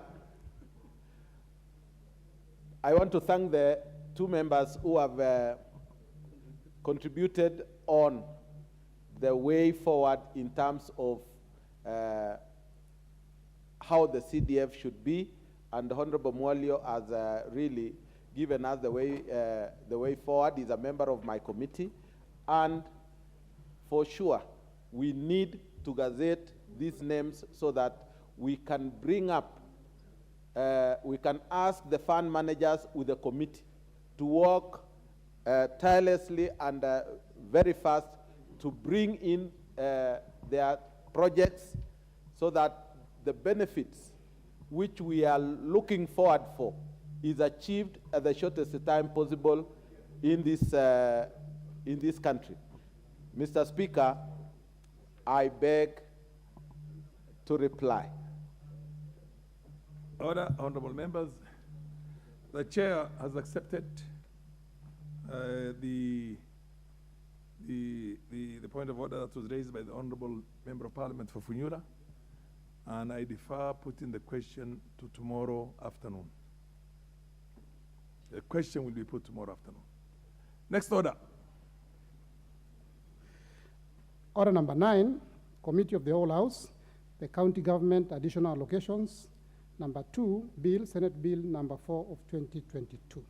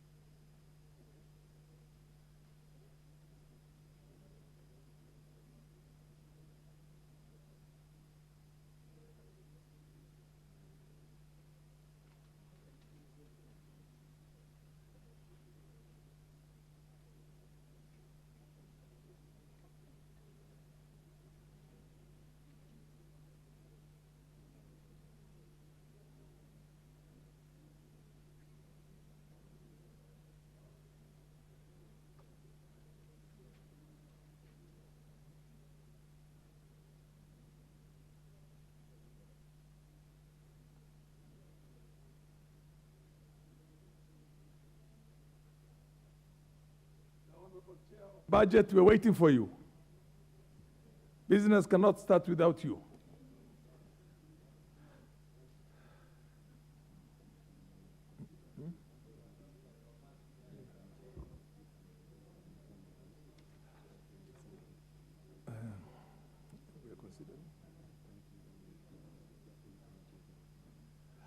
Honorable members, we are considering now the county government additional allocations number 2 bill, Senate Bill number 4 of 2022 in committee of the whole house.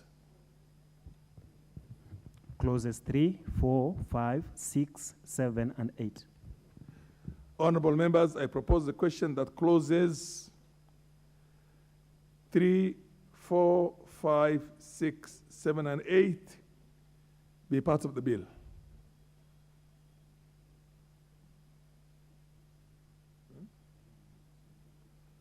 There are no amendments on this one. Now I put the question that clauses 3, 4, 5, 6, 7, and 8 be part of the bill.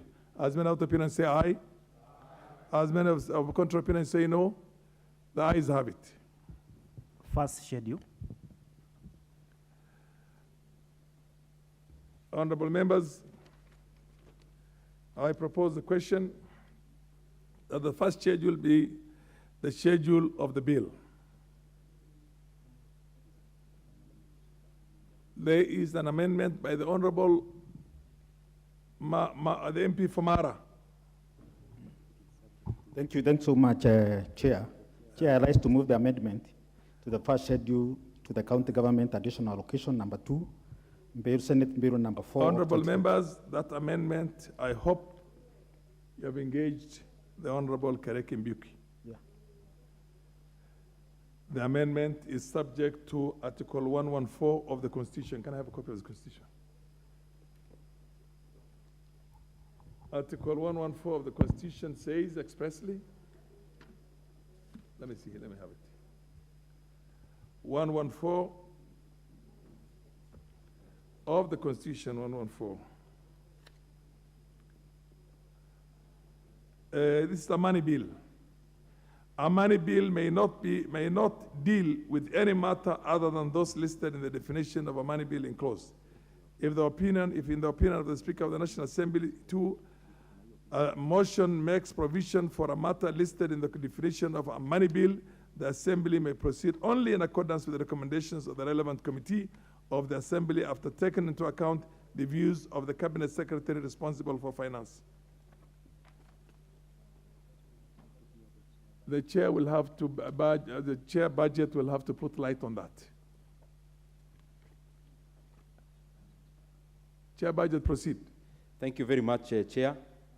We are private to the amendment by the Honorable Kareke Buki.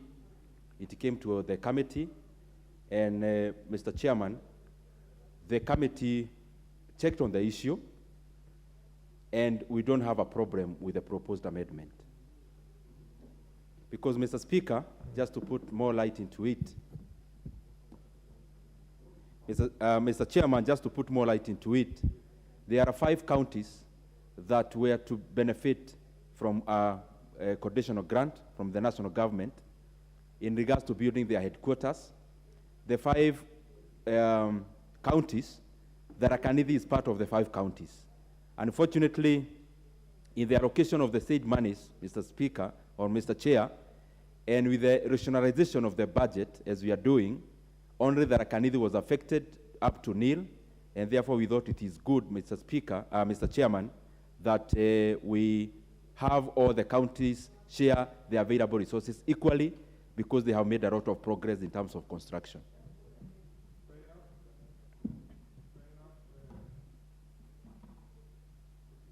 Yes, fair enough. In that case, the mover to move the amendment. Thank you. Thanks so much, Honorable Chair. Honorable Chair, I'd like to move the amendment to the first schedule of the county government additional allocation, number 2, Senate Bill number 4 of 2022, as per the under paper. On Chair, as articulated by the Chair of Budget, the amendment seeks to ensure that Tharaka-Nithi County, which is one of the 5 counties that is supposed to benefit from the additional allocation of the construction of the county headquarters, since it has been left out, the available resources of 163 million being divided across the 5 counties so that Tharaka Nithi County can be part of those who are benefiting. I thank you, Honorable Chair. In that case, I propose the question that the schedule be amended as proposed. I propose the question that the schedule be amended as proposed. So anybody who wants to contribute to that can contribute now. If you don't have anybody who wants to contribute, then I'll put the question. Chair, budget, proceed. Thank you very much, Chair.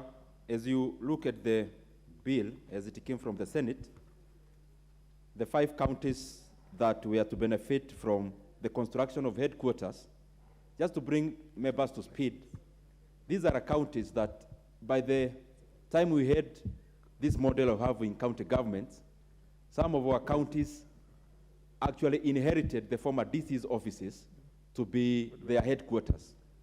Unfortunately, there were 5 counties that neither had the premises either to renovate or occupy.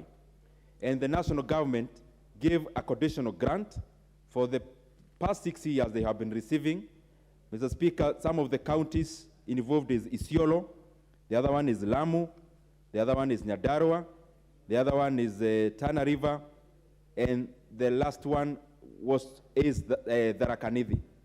They have been receiving this funding, conditional grant from the national government. And Mr. Speaker, unfortunately, this time around, Tharaka Nithi, which has progressed quite well in terms of construction, was left out in regards to the rationalization of the 300 billion we are trying to save. Mr. Speaker, Mr. Chair, I would recommend that the available resources, and that is our feeling as the committee, be shared amongst the counties, because even the one that was left out has really progressed in terms of percentage of construction. Fair enough. And I'll put the question that the schedule be amended as proposed. As many out of opinion say aye. As many out contrary opinion say nay. The ayes have it. I now put the question that the schedule as amended be the schedule of the bill. As many out of opinion say aye. As many out contrary opinion say nay. The ayes have it. Second schedule.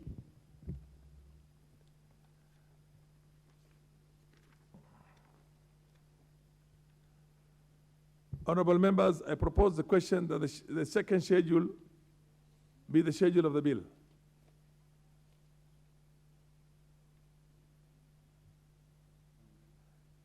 I now put the question that the second schedule be the schedule of the bill. As many after opinion say aye. As many contrary opinion say nay. The ayes have it.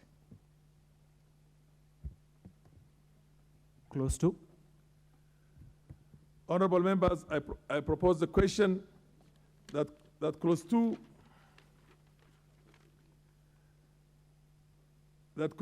be part of the bill. I now put the question that clause 2 be part of the bill. As many of the opinions say aye, as many of contrary opinions say no or nay, the ayes have it. Clause 1. Honorable members, I propose the question that clause 1 be part of the bill.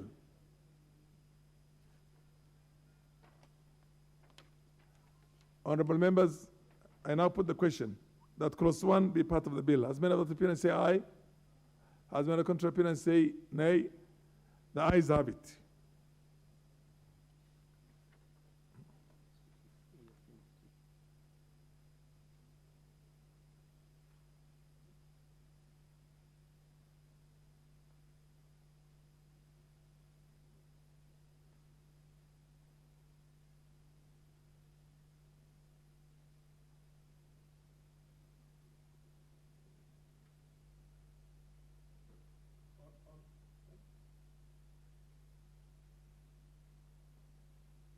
Honorable members, we have finished the consideration.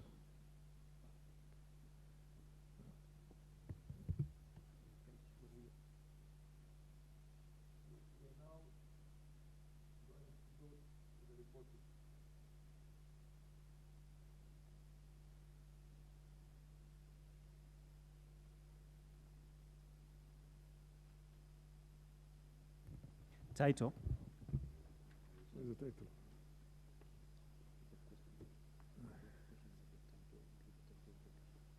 Honorable members, I now put the question that the title be the title of the bill. As many of the appearance say aye. As many of the contrary opinions say nay. The ayes have it.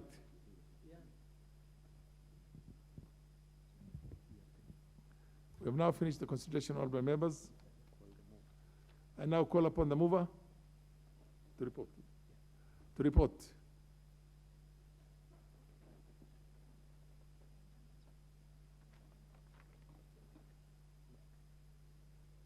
Give him the mic, please, the Honorable Chair of the Budget Committee. Honorable Chairperson, I beg to move that the committee do report to the House its consideration of the county government's additional allocation, number 2, Bill, Senate Bill number 4 of 2022, and its approval thereof without amendments. Oh, sorry, with amendments. With amendments, yes. Yeah, because right. of the amendment from Yes. the member for Mara. Yes. Honorable members, I'll now put the question for reporting. I put the question, which is that the committee do report to the House its considerations of the county government's additional allocations, number 2, Bill, Senate Bill number 4 of 2022, and its approval thereof with amendments. As many of the opinions say aye. Aye. As many of the contrary opinions say nay. The ayes have it. Go back.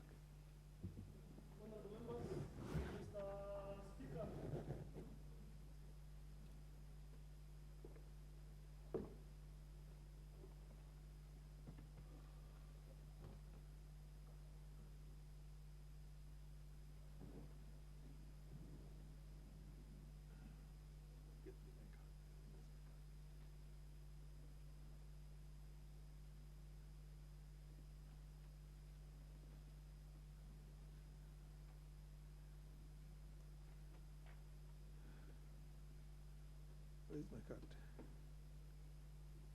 Oh, yes. Yeah, what do I do?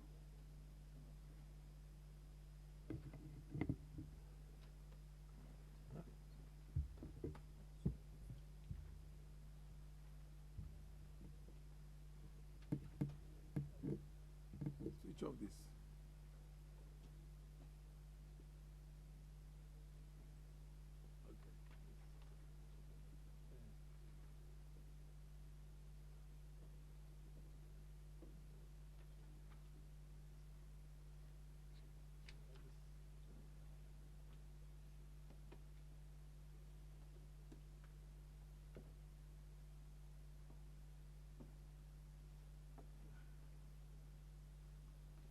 What have you done to my mic?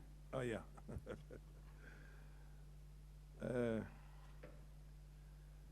I call on the chairperson to report to the House.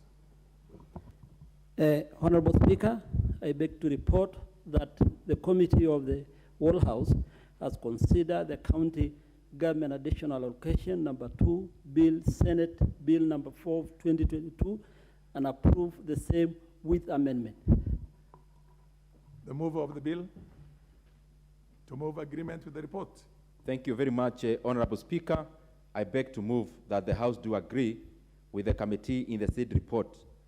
I also request that Honorable Abdurrahman to second the motion for agreement with the report of the committee of the whole House. Honorable Abdullah, you have the floor.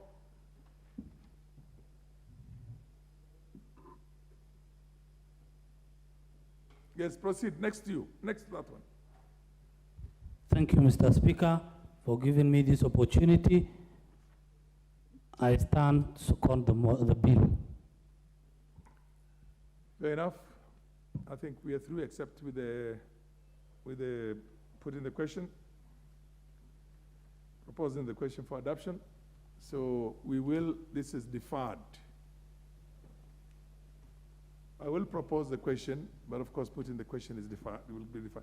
I propose the question, which is that the House do agree with the committee in the said report. I have proposed it, but I'm not going to put the question. I will put the question for obvious reasons. Tomorrow, is it okay tomorrow? Tomorrow it's going to be on the order paper for this final bit of putting the question. Next order. Order number 10, section of paper number 2, motion, session on paper number 2 of 2021 on the National Agricultural Policy. The leader of the majority? Where is the leader of the majority?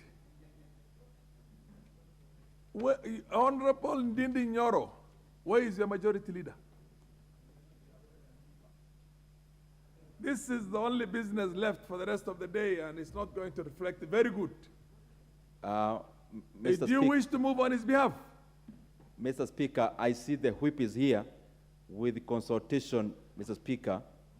I think it's a business we can do with consultations. That's 1 minute, Mr. Speaker. The Honorable Whip, are you ready to move on behalf of the leader of the majority? What's your point of order, the Honorable Millie Odhiambo? Last time I knew you were MP for Mbita. I don't know where you are now. I'm the MP for Suba North. Proceed. It's the same Mbita, but now the name has changed to Suba North. Proceed. Just to acknowledge that we are Subas. Mr. Speaker, I just wanted to indicate while they were still worried about what to do, that if they didn't have any issue that understanding order number 1, we can discuss the growing insecurity in Suba North. Because we have had 2 young men who have been killed in the last 2 weeks. But unfortunately, they've... the whip is ready to move. The whip this. is ready, but Proceed. otherwise I would have raised the issue of the insecurity in Suba North. Thank you. Move the motion. You've made your point, and I'm sure the people of Suba are watching how serious you are when it comes to representing them here. So proceed, Honorable Wako, Naomi Wako. Thank you. Oh, that's majority. Proceed. Order. Do you wish to move on? Do you wish to move this one yourself, or you allow your whip to move?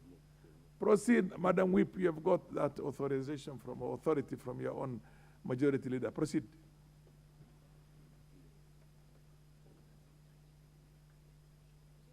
Order.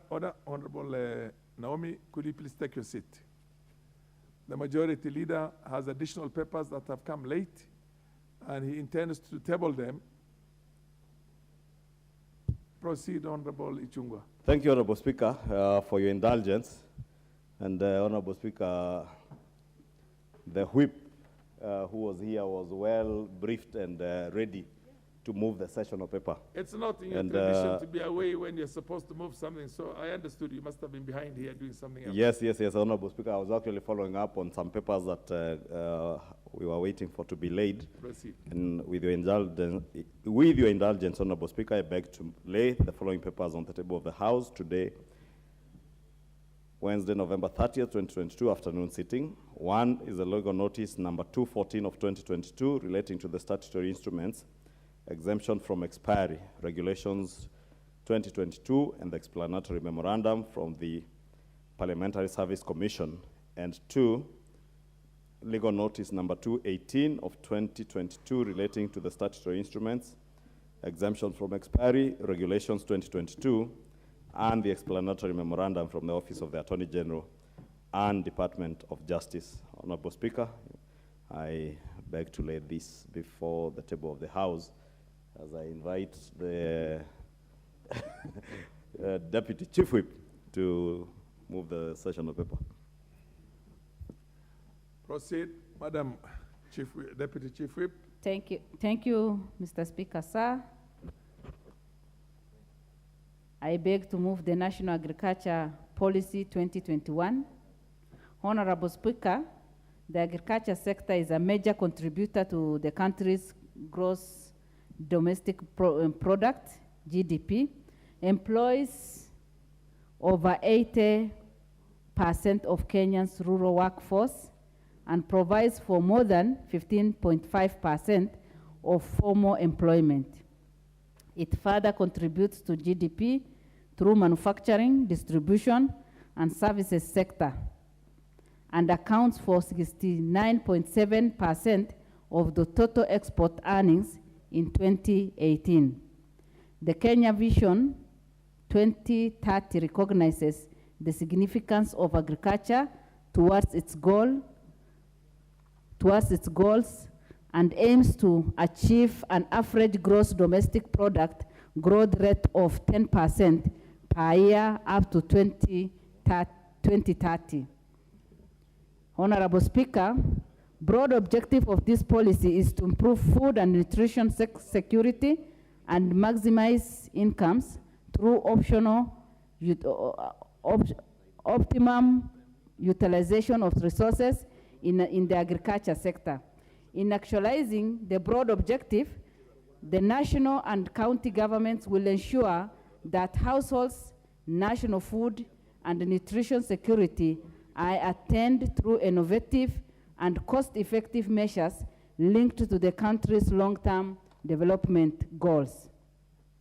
Honorable Speaker, the goal of the policy are, number one, to transform crop, livestock, and fisheries production into the commercially oriented enterprises that ensures sustainable food and nutrition security. Mr. Speaker, we know very well that this is very important for us, and especially now that Kenyans are going through this drought, and we don't have enough food in our country, such that we are forced even to buy food from outside. Number B, it is to provide a framework for the support and intensification of cooperation and consultation between the national and county government and among other stakeholders for enhanced development of crops, livestock, and fisheries.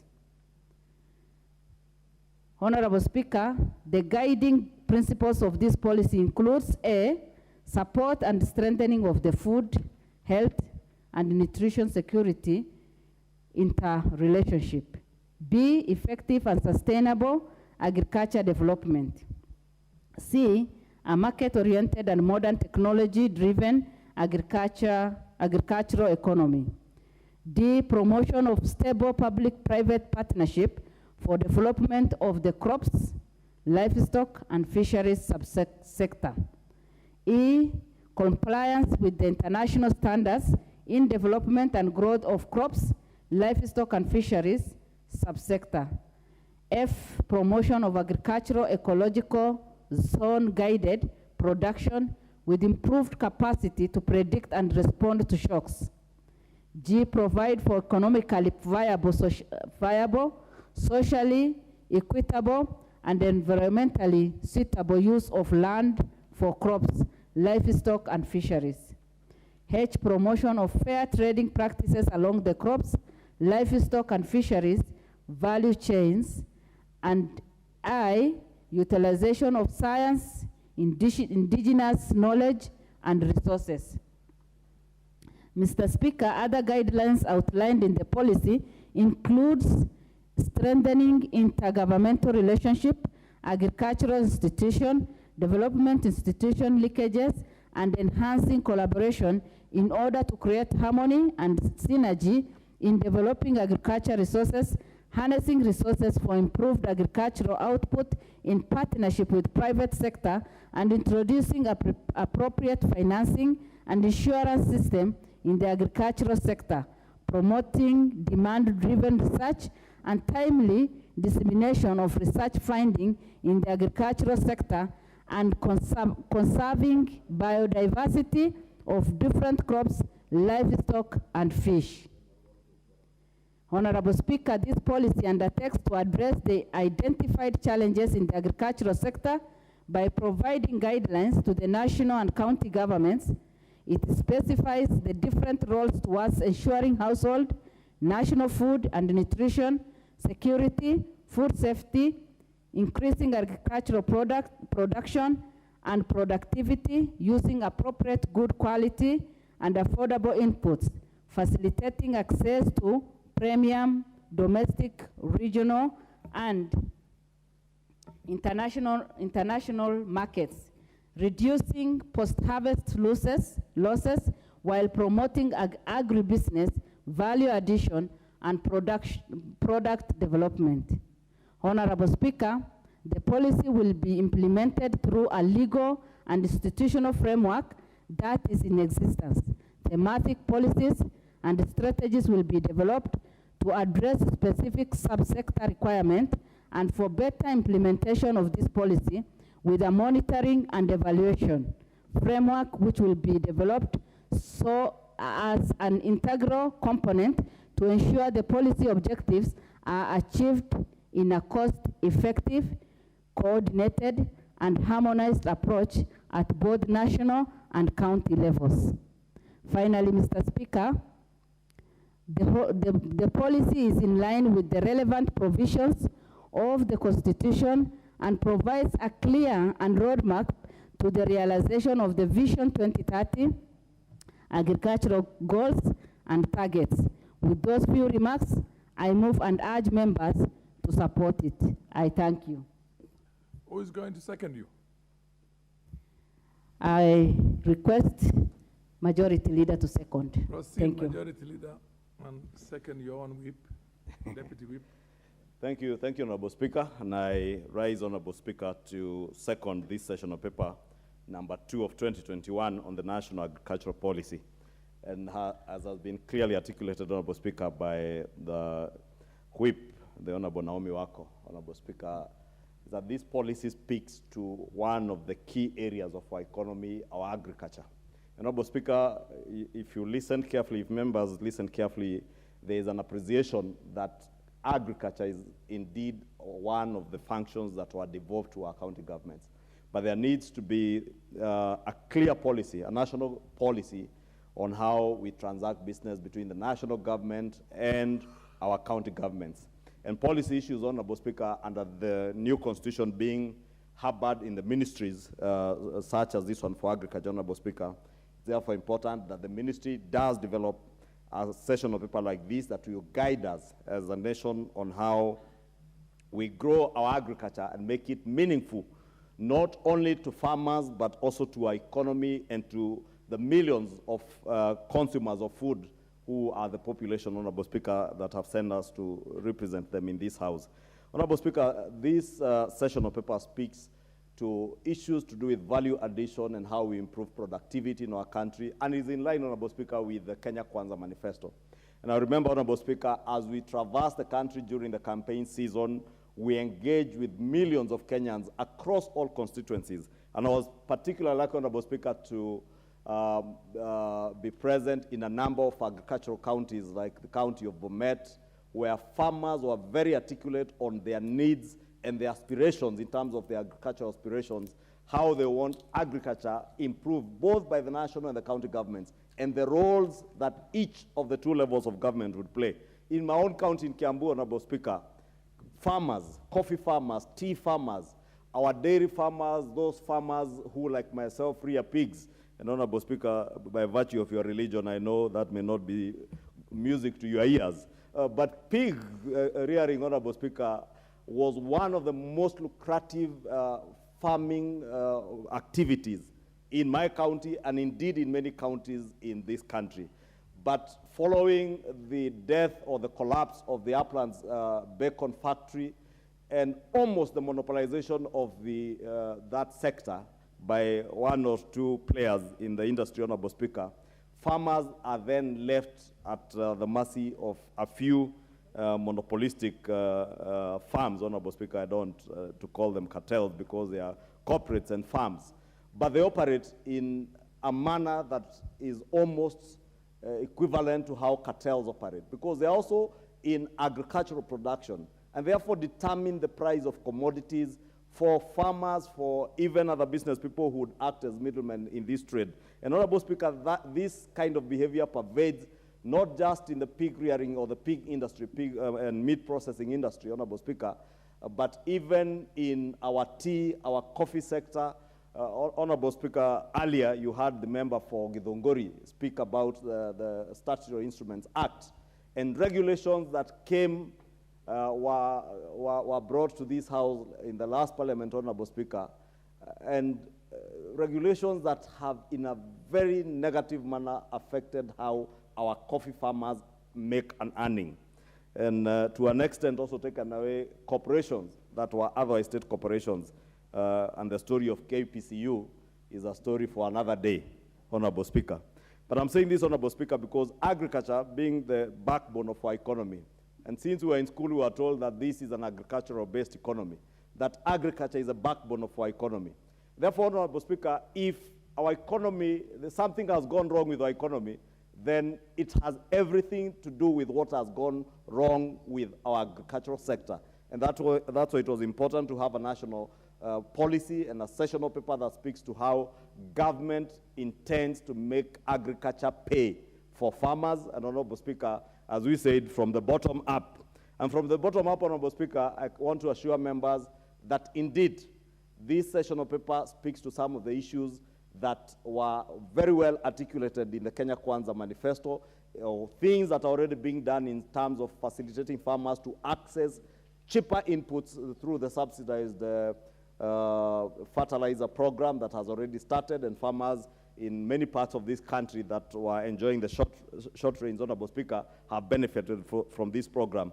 To issues to do with marketing and value addition of agricultural produce, Honorable Speaker, this sessional paper speaks to them. It also speaks to issues to do with extension services and the functions that county governments must play in ensuring that extension services are available to our farmers, those who are in crop development or crop farming, those who are in animal husbandry, that they get extension services to make sure that they get the right seeds, they get the right varieties of animals, Honorable Speaker, that they can rear. Honorable Speaker, because I see I'm short of time, allow me to urge members to support this sessional paper and pass it to enable our country move to the next level, Honorable Speaker. As I said, remembering that agriculture is one of our core and key pillars in the development of our country and dying economy. With those few remarks, Honorable Speaker, I beg to second.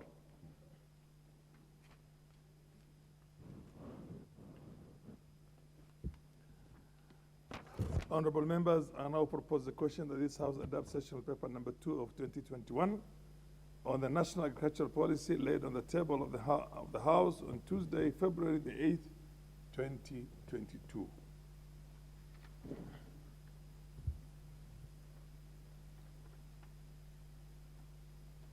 Nobody wants to contribute?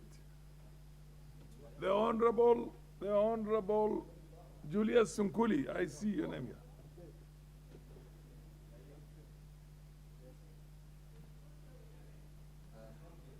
Yeah, he is here. Go ahead, proceed, Julius Sunkuli. No, Mr. Speaker, I wish to make a few comments about this national policy. To start with, it's a sessional paper, and I don't know, Mr. Speaker, what the exact status of sessional papers are in this country. I know that the last paper that we all remember is sessional paper number 10, which was crafted by the late Tom Mboya of 1965. That one defined a policy on African socialism, which we still remember up to now. And it was done by the Kenyatta government, the first Kenyatta, being the government that brought independence into Kenya. Subsequently, we have been producing sessional papers. And I don't know whether these are white papers, which are waiting, which is one stage before legislation, or whether it's just a statement that is going to gather dust in the libraries or bookshops. I don't know what it is, Mr. Speaker. And what perplexes me more is the current sessional paper. This sessional paper was first tabled in this House in February 2022. That means that it is a paper that was crafted by the Jubilee government. And it has been adopted by the Kenya Kwanza government. I would have loved to hear the leader of government business, or indeed the mover of the motion, relating the policies that are in this sessional paper to the policies and the plan of Kenya Kwanza. Because every time I hear a statement being made, it does not seem to me like the Kenya Kwanza government adopted the policies of the Jubilee government. So here we are, Mr. Speaker. We are discussing a document that was drafted by the former government and is going to be implemented by this government, or rather it's been adopted by this government. It still begs a question in my head as to, therefore, what is the status of sessional papers? After we have passed this paper, which is very clear we are going to pass it, what is the government going to do with this paper? Having asked that, however, Mr. Speaker, so that it does not become a rhetorical question, I would like to say that the policies which are drafted in the paper are quite enlightening. They are good for ventilation. And I'm happy for a change that the sessional paper has dedicated a good part of it on livestock. And that the development of livestock is one of the things that are being discussed in it. In earlier sessional papers, in earlier policies of government, agriculture has been taken to mean farms and arable land and commodities that are gotten from farmers. But it is important that this document has recognized livestock as a means of economic development for this country. I wish to beg that this policy be implemented in a very serious way. Livestock is a way of life. And our land, the land on which we graze our animals, must always continue to be treated as such. Because some people look at our land and say that it is idle. Our land is for production of livestock. We need to emphasize on the Kenya Meat Commission and other markets that will help us market our commodities, livestock commodities. Mr. Speaker, livestock is a way of life for a lot of people. It contributes to about 12% of our economy, and we should therefore pay a lot of attention to it. And I want to urge the government that now that you have adopted this paper, please bring these things to reality.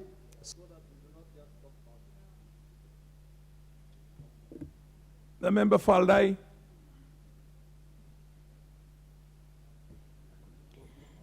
Thank you, Honorable Speaker. I rise in support of the agricultural policy that is being tabled today. Kenya is an agricultural economy, and as we've seen from the statistics that have been given, it contributes to a very big percentage in terms of our GDP, and that GDP is what gives our country the income or the necessary income that this country requires. If we look at agriculture, from the time immemorial to today, we find that many agricultural products have fallen by the wayside. We take an example of pyrethrum. And pyrethrum used to be a very big cash cow and income earner in this country some time back, and today we don't have pyrethrum in our farms.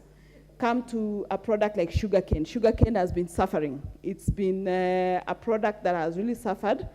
And coming to coffee. Coffee is a product or a crop that also has a lot of issues in this market. The tea sector, where I come from as well, and the tea growing sector, the farmers are really crying in terms of the pricing and the prices of tea and tea products. Maize farming is another product. We saw the other day that the maize farmers are crying and saying that we need our maize bought. This policy, if implemented, will allow the guaranteed minimum returns that any of these farmers, when they go up to farm their produce, they know that the minimum they are going to get from these farms are going to be A, B, C, and D. And this policy will also allow sustainability, not only for our farmers, but it will also give us sustainability in terms of our GDP as a country. So this policy comes in handy, and it has come at the right time, because we know that agriculture is devolved and policy is still at the national level. So the link between the national government and the county government governments in terms of implementation of agriculture, which is what is our mainstay in this country, will really come a long way in helping us have a proper infrastructure and a proper system that any farmer will benefit from the produce or the agricultural produce that they have.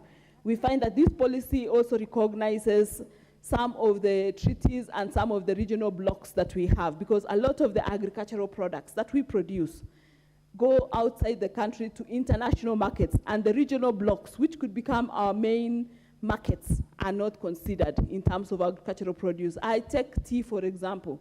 This is because I come from a tea growing area. Africa is a very good market for our tea, but our tea will be sold to other international markets. Yet Africa, if we added value to that tea, could actually get to the tables of the African table at a far better price for the farmer. So this agricultural policy will help us and will come in handy, so that when we are negotiating the treaties that we are going to negotiate with other countries, we know that the policy framework that has been put in place will help us as a country to be able to benefit from most of the agricultural produce that we make. We realize that most of the agreements that we enter into, the farmers are forced to enter or to buy produce and chemicals that may be too expensive, and the price that the farmer is given at the end becomes not economically viable. But as a country, if we have our policy, we know that the guaranteed minimum return will allow that this farmer gets the inputs at a fairly good price and to guarantee that revenue that they need to get at the end of the product. So I stand to support this policy, and we look forward to the implementation of this policy so that the country can benefit, and also the common mwananchi, the farmer, can benefit, especially my farmer from Aldai constituency. I thank you, Honorable Speaker. The MP for Wajir West.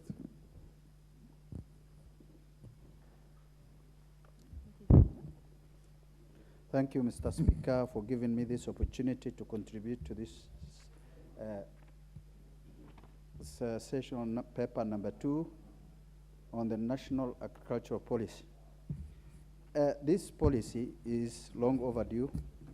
I support the policy as an individual, as a farmer, and as a livestock keeper. Most of the policies in livestock and bills that are in place today have been formulated before 1963. No new legislation, no new policies, apart from this, has ever been introduced in this House after 1963.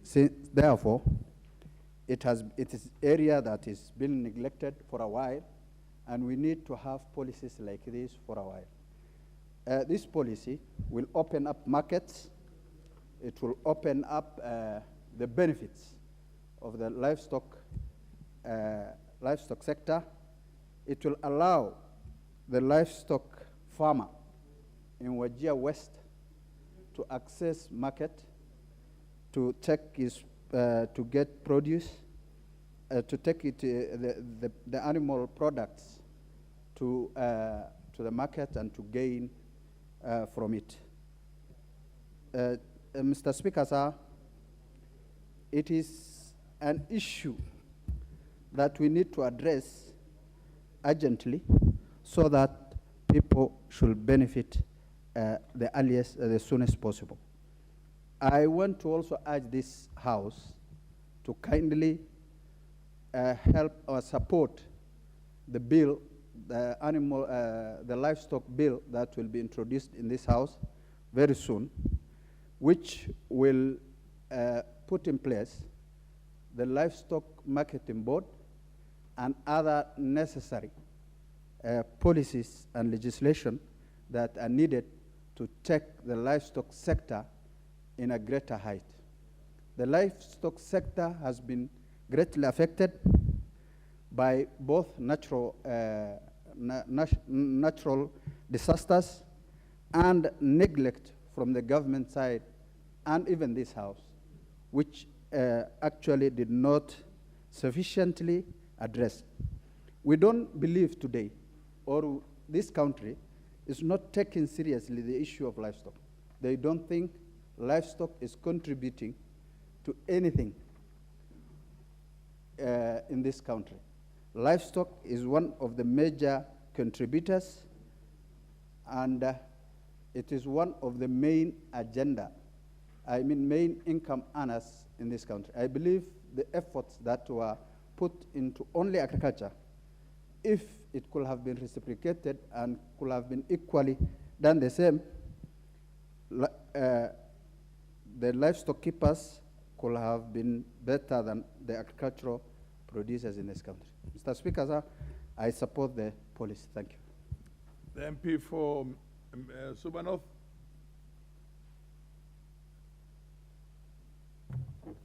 Thank you, Mr. Speaker. Mr. Speaker, I wish to support this policy.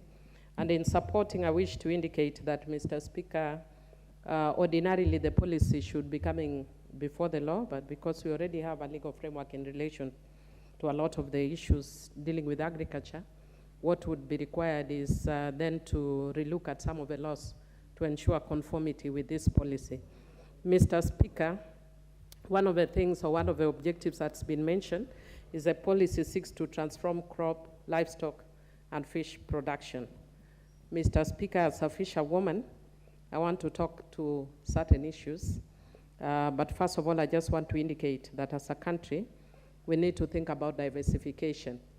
We are thinking the same way that we have thought over years, and that's why I think Honorable Sukuli was talking about sessional paper number 10, and many of us are still stuck. I think it was 1965, I can't remember when, before I was born. But if we are able to think about diversification, like I saw at some point, Nyeri people were being persuaded to plant, or rather to eat fish, and they've actually started doing that very well. I think there's nothing stopping the people from my side of the world in embracing other things, including coffee. There are areas in my area that coffee can do well. But because we don't think that way, sometimes it's a problem. Mr. Speaker, one of my classmates, Bernard Michael, wrote to me something, and I think I want to think about this in terms of diversification and innovation. And he said that he had an opportunity a long time to work in my constituency with the Danida. And he said he had in mind introducing the idea of coconut, both as an economic crop as well as aesthetics along the lake shores, which extends all the way from Uhuru to Karachuonyo. The project was frustrated because it was supported by Danida that then left. But if you look at some of the issues that is raising, there are things that we don't normally think about. If you are talking about Homa Bay County, we are thinking about potatoes, we are thinking about fish, we are thinking about maize, when we can actually diversify to coconut. And some of the things that is suggesting we look at is identification of existing trees, tree nurseries with sufficient water supply, coconut seedling propagation training, supply of coconut seeds and propagation, community sensitization and dissemination of values of coconut, distribution and field planting. And Mr. Speaker, this even gives some of the things that you'd actually look at in line with climate change, and that would actually planting coconut in areas like Homa Bay would actually help with that. Mr. Speaker, another issue that I didn't hear the mention of is the issue of self-sufficiency. And Mr. Speaker, I'm concerned about that because on the one hand, you see the policy looking at food security, but at the same time, in terms of the actions that we are doing as a country, we are moving away from self-sufficiency by now looking at GMOs. And if we want to go GMO way, we are moving away from self-sufficiency. And if we want to be competitive as a country, then we must have a competitive niche in our agriculture sector.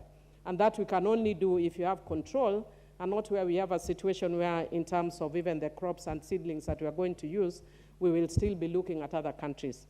Mr. Speaker, I'd want to talk a little about the fishing sector.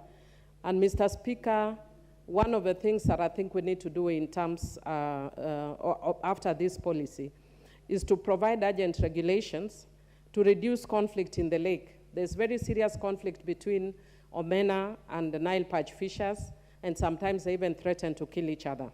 There's a lot of potential for conflict.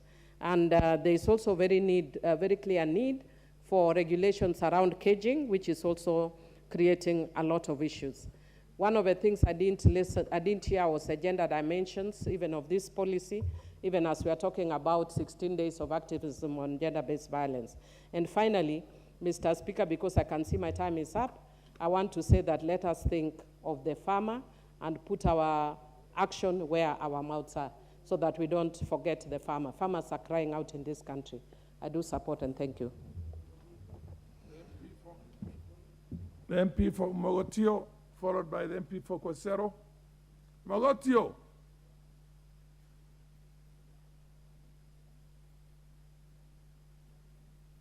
Can you give him the... Thank you, Mr. Speaker. I also stand to support the policy, Mr. Speaker, because agriculture is one of the main pillar of the economy of this country, Mr. Speaker, and it is facing a lot of challenges from climate change, Mr. Speaker, from change of weather patterns and rain patterns, which has really affected agriculture, from continuous low allocation of budget to agriculture, Mr. Speaker, from the low number of young people who are venturing into agriculture because they see it as a old people business that they should not venture into agriculture because it is not fashionable. So, Mr. Speaker, agriculture compromises almost 80% of the landmass of this country that really depends on agriculture. From Balambala way to Busia to Lamu, people depend on agriculture. It is a serious business to invest in agriculture in this country, that we should relook the policies and always improve the policies so that it become profitable to the people who are venturing in this agriculture, Mr. Speaker. So I stand here to support the policy as a way of helping those people at the bottom of the economy towards improving agriculture, from extension officers, from budgetary allocation, from pest control, and putting more energy into agriculture so that improves the economy and it affects so people at the bottom of the economy to be able to enable them to grow up the ladder to a country of self-sufficiency in terms of food and in terms of economy and in terms of being a country which doesn't rely on relief or donor food or GMOs.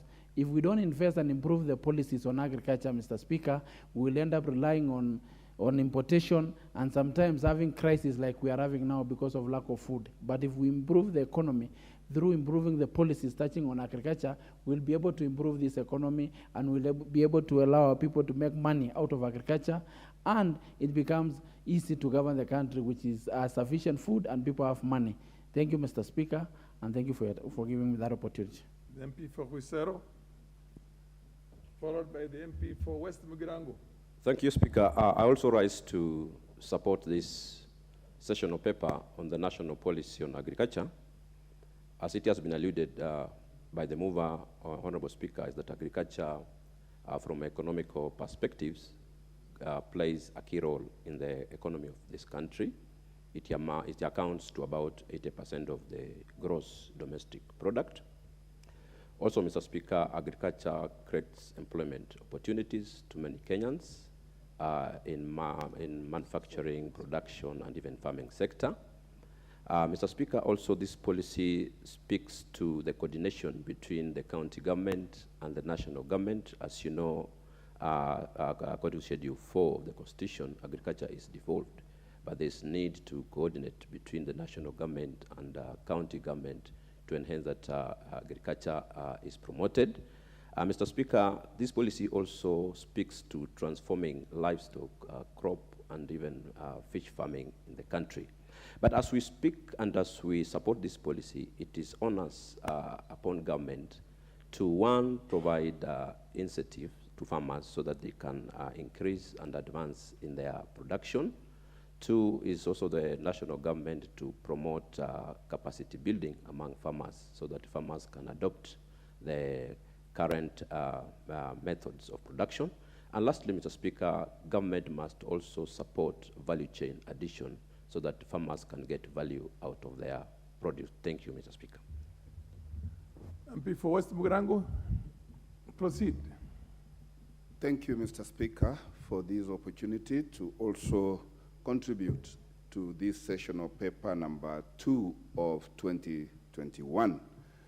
On behalf of the people of West Mugirango, I laud the government business for bringing forth this policy. Kenya is no doubt an agricultural economy, and even if we have lost quite a lot in the cash crop areas like tea, pyrethrum, coffee, and even matoke, I think it is important that we have a uniform national policy that guides agriculture in this country. I agree that under Schedule 4, agriculture is a devolved function. But agriculture is too important to be left to county governments alone. And I really commend the national government for spearheading a policy of this magnitude that is going to impact on the largest employer in the Republic. And while we are at that, Mr. Speaker, it is also extremely important to know that as we do this policy paper, let it not be pro-rich or pro-big industries that are the big actors in the industrial, in the agricultural sector. The real farmers under this Kenya Kwanza bottom-up approach to business, the real farmer this policy should target is the small-scale growers of every crop in this republic. Because the big industries, the big farms, the big plantations have a way to sort out themselves in terms of getting cheap inputs, in terms of getting high-quality employees, and in terms of even getting market.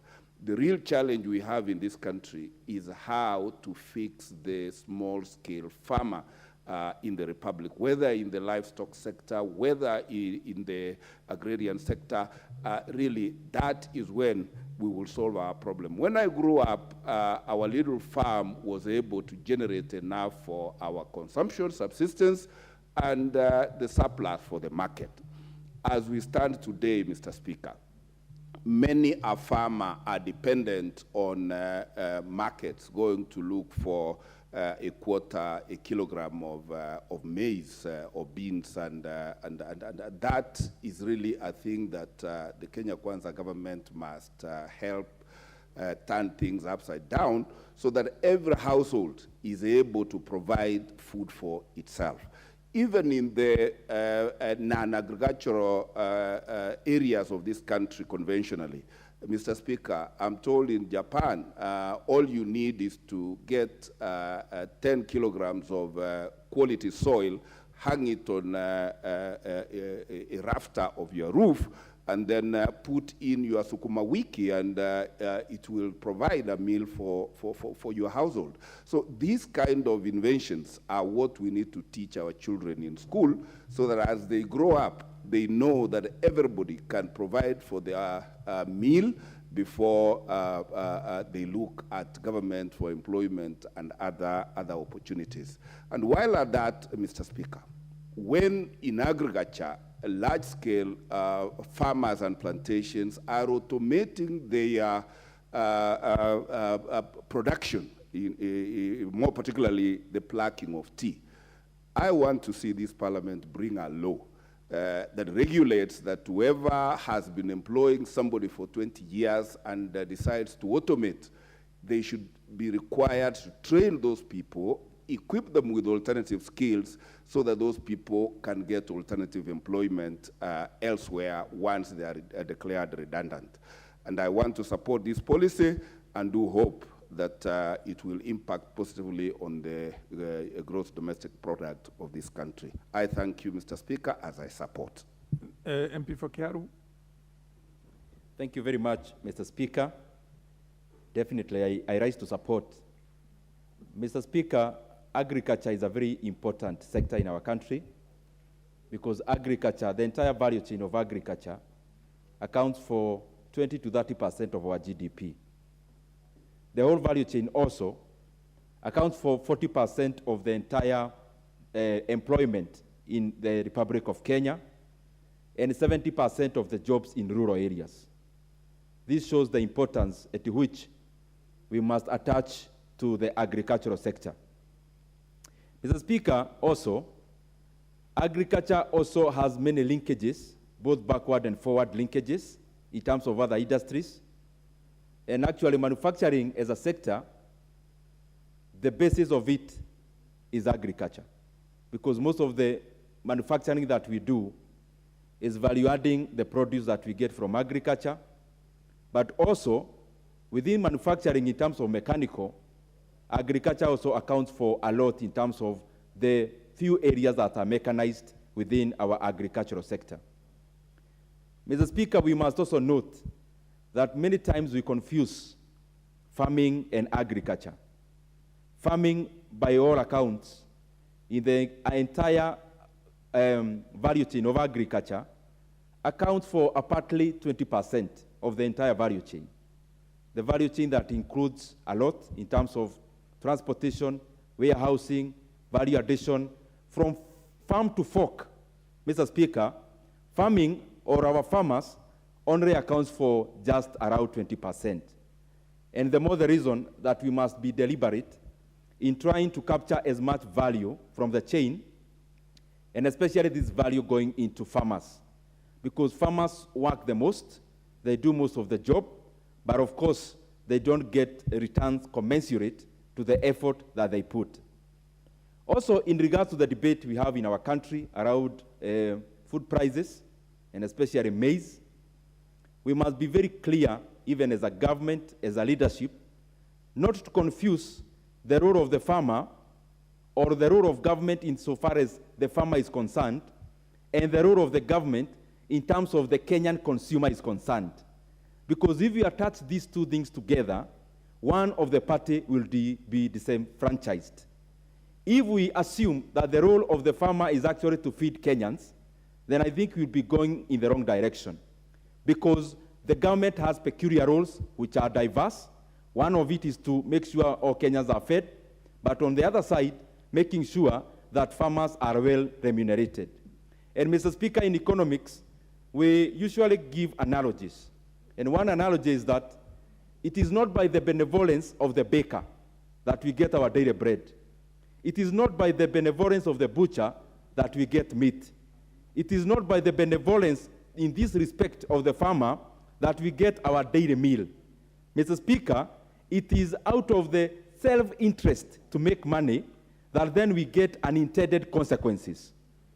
That should be left at that the farmer should be left to pursue their margins, but on the other side, the government must use other instruments to make sure that the Kenyan consumers are not paying exorbitantly for their daily meal.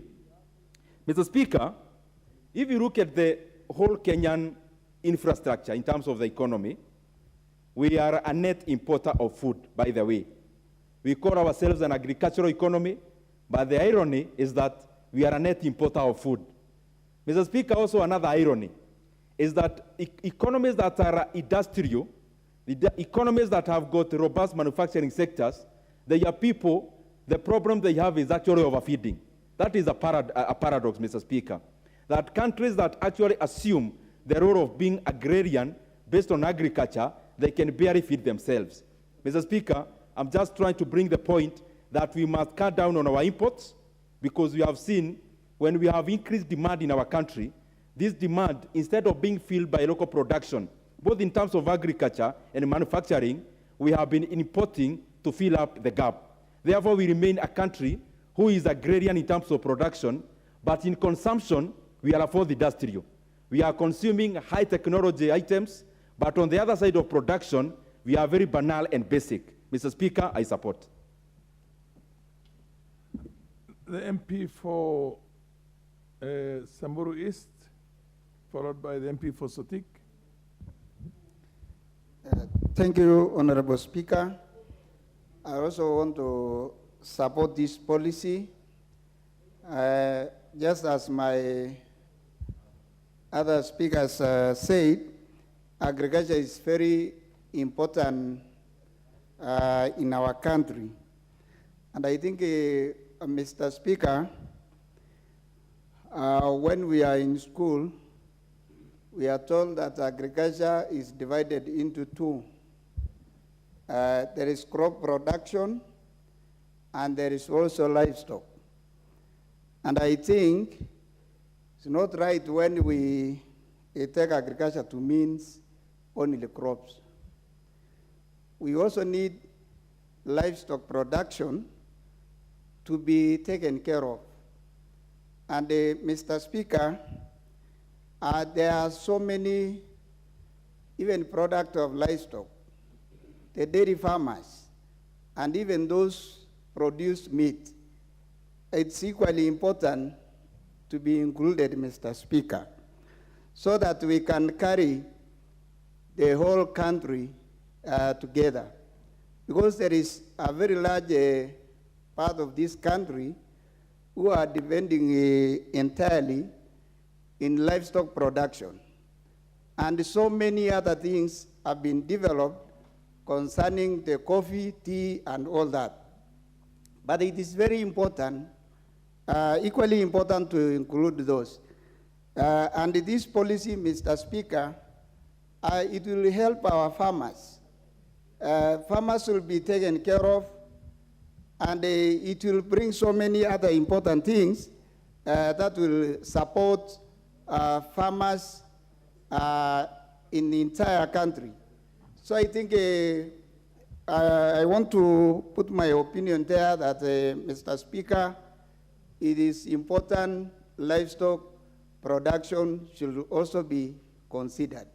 Thank you, Mr. Speaker. I support. MP for Sotik, followed by the MP for Igembe Central.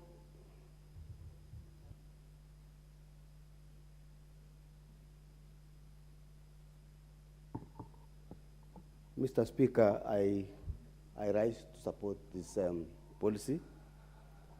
And Mr. Speaker, I want to start by saying I'm a product of agriculture. I am a son of a peasant from Sotik, and I know the value of agriculture. So, Mr. Speaker, I want to thank the mover of this motion, because it is the first time this House is addressing agriculture as a specific subject. Agriculture for a long time, Mr. Speaker, has undergone a lot of problems, a lot of challenges, most of them man-made, some technical. But, Mr. Speaker, I want to speak specifically on the issue of dairy farming. I went to school. From the school fees, which was paid by my father, who was a peasant. And the dairy farming in our area of South Rift has a lot of challenges, Mr. Speaker. The cost of a liter of milk in Sotik is only 30 shillings. And when you buy 30 shillings of a liter from a farmer, and then sell half a liter for 60 shillings, Mr. Speaker, is a big irony in this country. So we want to address the issue of pricing. Why should a farmer in Sotik be paid 30 shillings, and then somebody in Sotik town is buying milk for 60 shillings? It's a serious issue. Mr. Speaker, I also want to ask the government to look into the issue of extension officers. When we were growing up, Mr. Speaker, we used to see extension officers coming to our farms and advising farmers on what to do so that they can have production grow. So, Mr. Speaker, I want the government to address the issue of extension officers so that farmers are able to get the latest technology and the latest issues in terms of inputs. Mr. Speaker, agriculture is the major source of employment as at now, hidden employment. And Mr. Speaker, if agriculture is going to be put in place, some issues are going to assist the people here to get employment. Mr. Speaker, I want to say also that agriculture is going to be a source of food security in this country. And therefore, I want to support this motion because I know it's going to be a source of many, many, many issues in this country. Mr. Speaker, I want to also ask the government to look at the issue of research. Mr. Speaker, in Sotik area, the lower side, we have had a problem of maize disease, which has battered our economy for the last 15 years. And Mr. Speaker, we had COVID-19, which affected this country and the world over. And the research was done on COVID, and the drugs were found, the cure of this COVID was found, but the issue of maize problem has never been addressed. Mr. Speaker, I want to support this motion and ask that we also look at the issue of milk coolers, so that farmers can be able to bring their milk in the morning and in the evening, and therefore be able to address their issues. Mr. Speaker, I want to support this motion. Mr. Speaker, in Sotik also, we have a problem of milk, which is being transported from Sotik elsewhere in the country. And therefore, what we are saying is that we would like people who want to invest in Sotik to come and buy the milk, process it, make a value addition, so that people can also benefit from employment. Thank you, Mr. Speaker. I support the motion.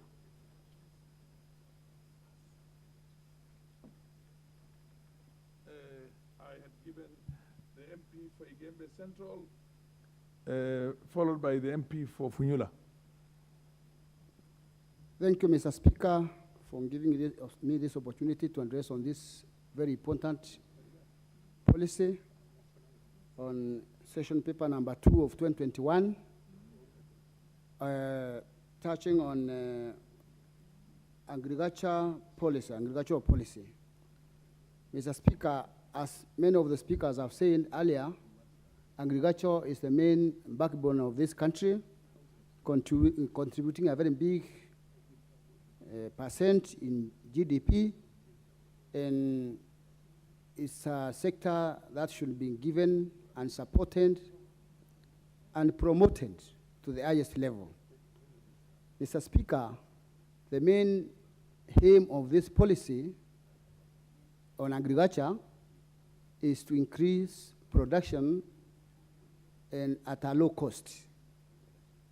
Agriculture is an investment like any other, and whoever ventured in it has intentions of getting benefits and gaining profits in this business. And now that the government has taken initiative in promoting this industry, they should consider the main factors that bring this industry down. Because, Mr. Speaker, we cannot depend on agriculture and expect good pay from agriculture if we are depending on rainfall farming. This industry will only be of meaningful if we go irrigation way and make sure that we are doing irrigation of farming, and that way we will have enough production products in our farms.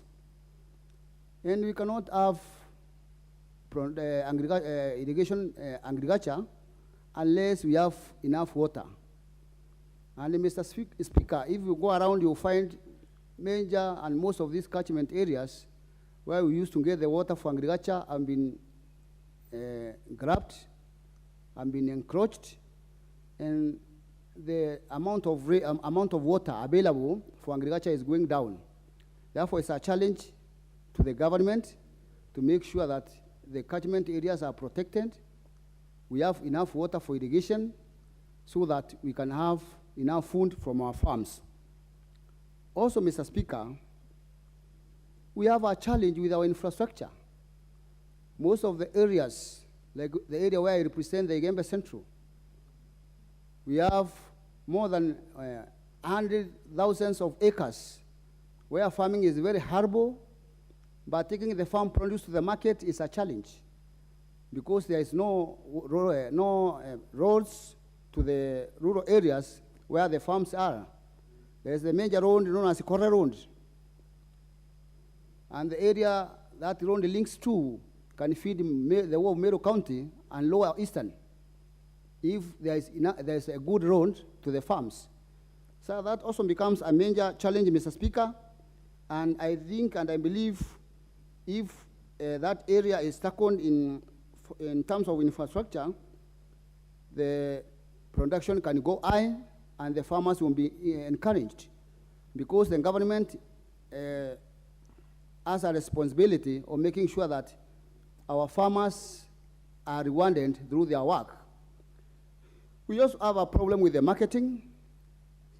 The area that I represent of Igembe Central, they are main growers of cash crop known as Miraa, which is planted by about 98% of the region of the people that live in that area. I think that market has been a challenge for a while. And Mr. Speaker, there are countries that take this product as a serious cash crop. When you go to a place like Ethiopia, you find the government is generating more than 30% of their GDP through Miraa farming and selling. But in our country, our government is not taking it serious. The other day we had a market in Djibouti. We supplied for about 3 days. It was earlier controlled by Ethiopians. And the Ethiopian minister, the Ethiopian government had to send their trade ministry to Djibouti immediately to make sure that our supply has been cancelled. So you realize that there are countries that take that crop serious, and the country again. And Mr. Speaker, remember when we used to supply Miraa to Europe, the Kenya Airways business used to thrive through Miraa cash crop and through the funds that were generated by Mirungi.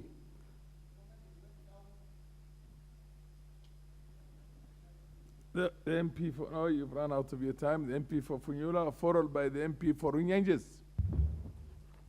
Thank you, Honorable Speaker, for this opportunity to contribute to the Agricultural Policy 2021, whose theme is Food, Our Health, Wealth, and Security.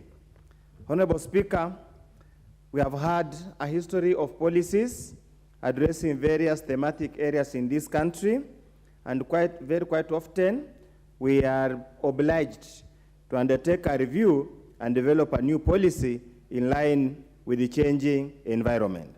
Honorable Speaker, I just pray and hope this debate is not a debate in vain, because there seems to be a tendency of the current regime to reverse all the policies, activities, and actions initiated in the past regime.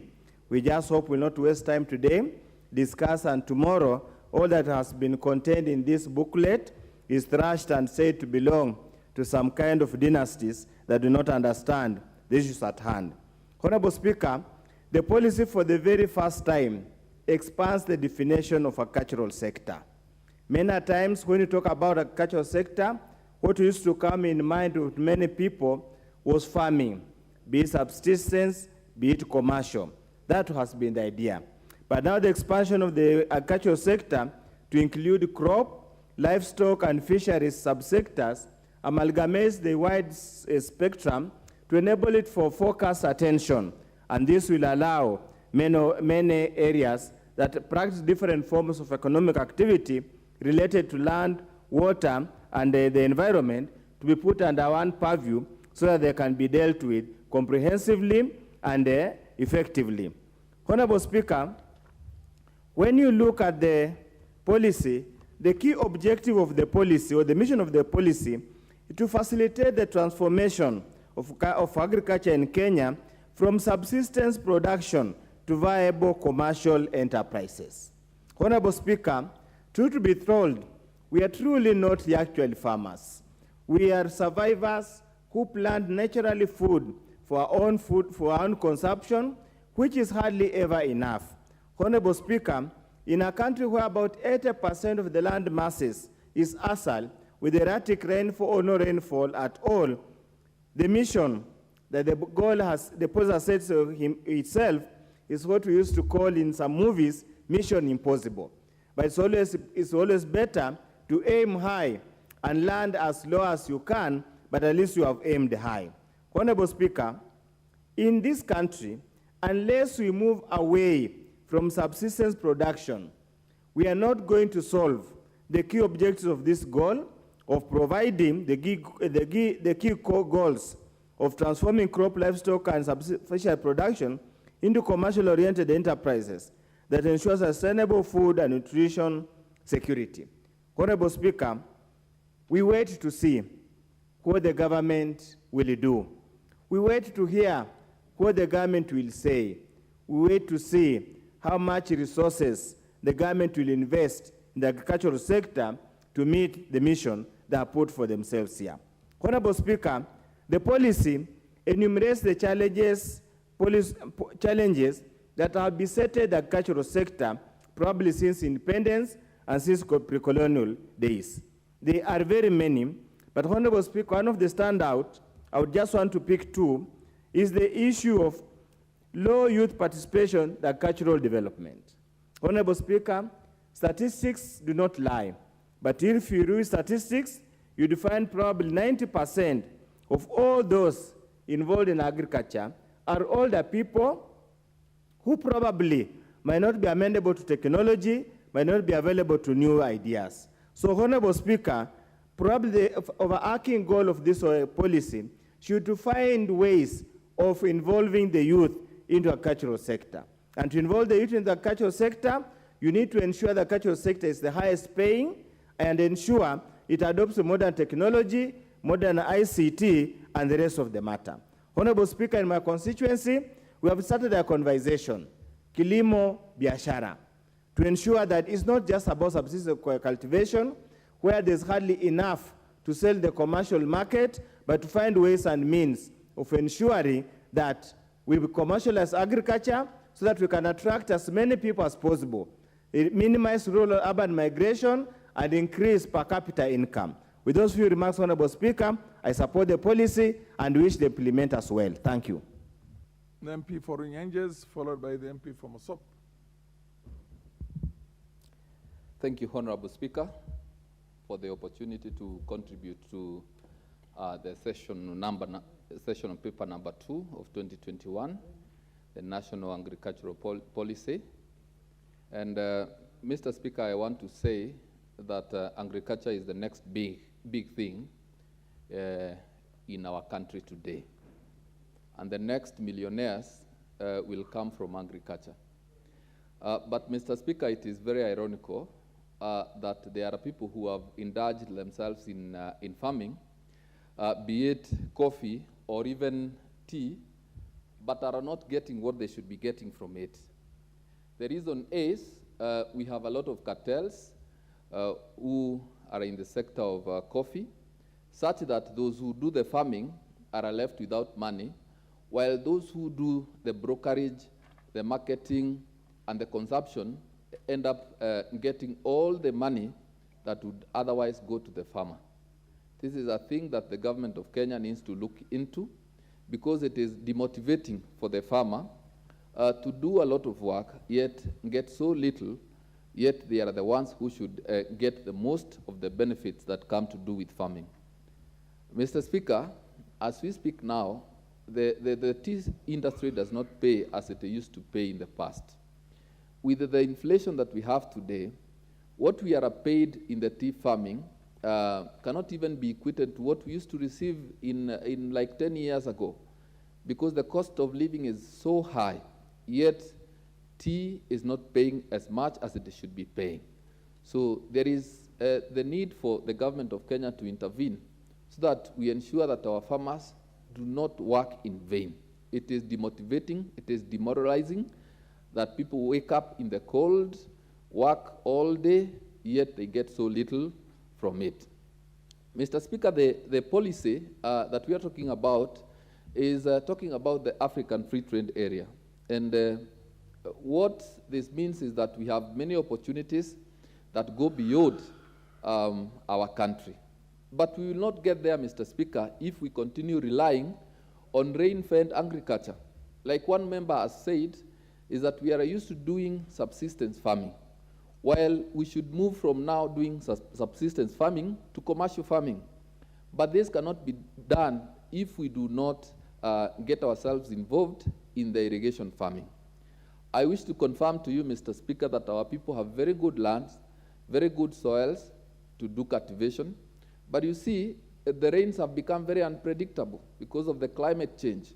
So if the government of Kenya is going to invest in irrigation farming, I wish to tell you that, Mr. Speaker, we are going to have a lot of food in this country, and agriculture is going to be a well-paying job for most of our people. most of our people, up to about 80% in our rural areas, depend on agriculture. And you see the reason as to why young people today are not involving themselves in agriculture. It is because they are there to see that their parents are not getting anything out of it. So if we have got to get our young people to do agriculture, it means we must make it something that gives income for our people. And I am sure once that is done, most of our young people are going to get into it, and they're going to create employment for themselves, and that will also enhance food security. Mr. Speaker, the policy also addresses the issue of inter-county agricultural businesses. And you see, in my constituency, there is a crop which is called mogoka, which is generating a lot of income for our people. But Mr. Speaker, you go to a county like Mombasa, and you'll hear and see that one lorry of mogoka is being charged 80,000 per entry to Mombasa. And 80,000 per lorry is an amount so huge, Mr. Speaker, that the ordinary farmer will not afford. So this policy, the National Agricultural Policy, I believe will address such issues so that at least in our country, our people can embrace more agriculture going forward. Thank you, Mr. Speaker. The Honorable MP for Mosop, followed by the Honorable MP for Kiamba. Thank you, Mr. Speaker, for this opportunity that you've given me to support this policy on transforming crop, livestock, fisheries production in our country. Mr. Speaker, sir, as many of the members have supported this policy, I stand here as a testimony and knowing that since I was a child, we as a family have depended on agriculture. And at this time, as we bring this motion, it is very, very crucial because most of the citizens of this country depend on agriculture, either crop, livestock, or fisheries. And so it really needs a lot of attention as a nation. We have shifted from putting a lot of effort to actually leaving agriculture to only farmers. One of the things that this country needs to do and we need to do as a nation is to invest in agriculture, especially crop. Most of the seeds that we do have issues. Most of the farmers have resorted into moving from farming or planting crops to just selling their land for other things because they don't get the support. Some time back, we used to have a corporation called AFC, which used to provide finances for the farmers so that they can do commercial farming. But that corporation has really gone down. Two, most of the farmers really have been discouraged because of no market. Most of them, they would go into production, but once they have their crops and ready to harvested, there is no market for it. Three, the infrastructure. Most of the counties, the big problem they have is you can have huge production, but moving them from the farm to the market is a problem. So farmers get really frustrated. As we speak, the last few weeks we've been discussing here about the issue of maize. Most of the farmers moved away from farming maize or growing maize into other cash crops because the price of maize had gone down and continued to go down. So that now we are having a shortage of maize in the country because the farmers moved away from farming the maize. And as such, we are now depending on importing maize from other countries. But if we had, as a nation, invested a lot of our resources in making sure that the farmer gets a good price, we give them good seeds, we give them a good support, there will be no time that we will go out looking for maize from other countries at a very high price. So as a nation, we really need to sit down and rethink. Most of the farms now are being subdivided and it's been fragmented into small farms so that now it is not even viable to do commercial. And as such, we need to rethink as a nation to move people from farming, from their farms into urban areas so that we can free most of the land. And once we free most of the land, then at that point, we will be able to do some commercial farming because people are used to now 2 acres, 3 acres, 5 acres. you will not be able to produce enough. But if we move those individuals or those citizens into urban areas and figure a way to sustain them, then we free the land and leave a few individuals to do commercial farming. That way we have enough production.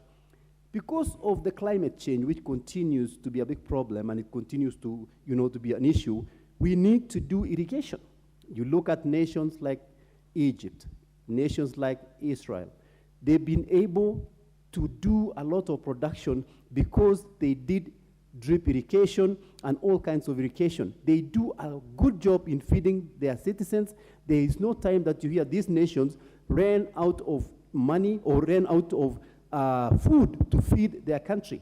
They have devised methods and ways to do some serious commercial farming that's able to help and also support their farmers. So as such, I am supporting this policy that we need to relook into a policy on ways on how to actually support our farmers so that we can move into commercial farming away from subsistence farming. Thank you, Mr. Speaker, for this opportunity, and I support the policy. The MP for Kiamba, followed by the MP for Keses.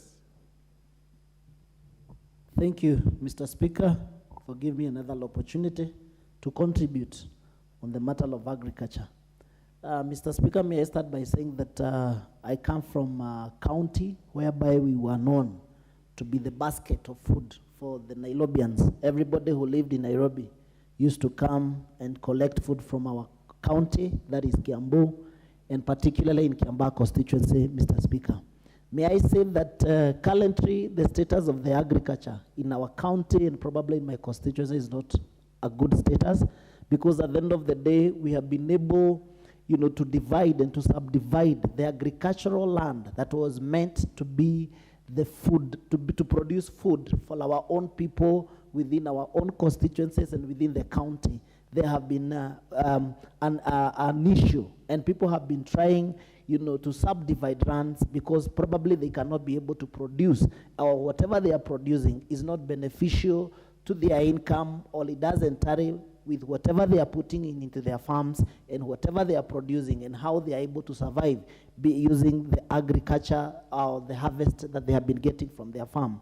Mr. Speaker, we are known, and we must say that we support the motion so that we make sure that even if we need to map out areas that are meant to produce food for our own people, because as we speak right now, I think we're in danger whereby every person who has a big chunk of land that was used for agriculture. When we are growing up, we used to go and pick black coffees in big farms within the county, within the constituency. That is what we were depending on, because we could be, the farmers were able to be paid something that can benefit them and also be able to help the workers who are working within their farm, Mr. Speaker. But the status of the current status is that it's no longer attainable. That's why people are going to subdivision and building flats and houses so that at least they can be able also to support their families for different reasons, Mr. Speaker.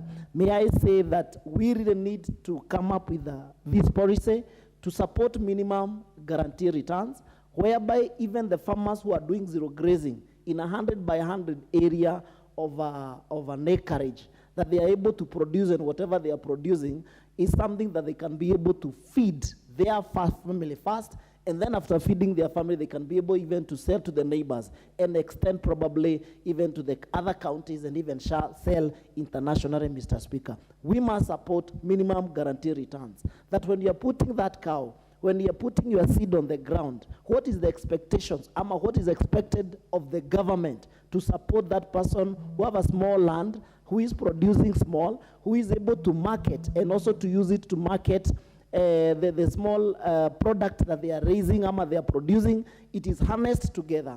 Then they are able to market their product and sell outside there, Mr. Speaker. So we must support this policy, make sure that we support those small-scale farmers, make sure that we also map out and pass some policies so that areas that are meant for agriculture are not turned to become areas for housing and developing and even selling and, and subdividing and selling and making profit out of it. We must map out and state that we really need to support areas that are meant for agriculture, Mr. Speaker. Also on the issue of irrigation, it is something that we also need to really think as a country, because we can no longer rely on the climate. We no longer rely on the lane. So we must also think of a way that how will we produce more, and how do we support farmers, and how do we support, agriculture using irrigation, Mr. Speaker. We have Kiamba Dam that we have been fighting for, and I'm happy because probably in the next few years we'll have Kiamba Dam so that we can support our local farmers in a small way, so that they can be able to produce food that will be beneficial to their families and even to the entire nation, Mr. Speaker. Therefore, I support the motion. Dairy farming is key. Even if we are doing zero grazing within our constituencies, we must support farmers. So we support the motion. Let us, the Ministry of Agriculture, harness all these thoughts so that we come up with one policy and a bill to support agriculture, because it's the backbone of our nation, Mr. Speaker. I support the motion.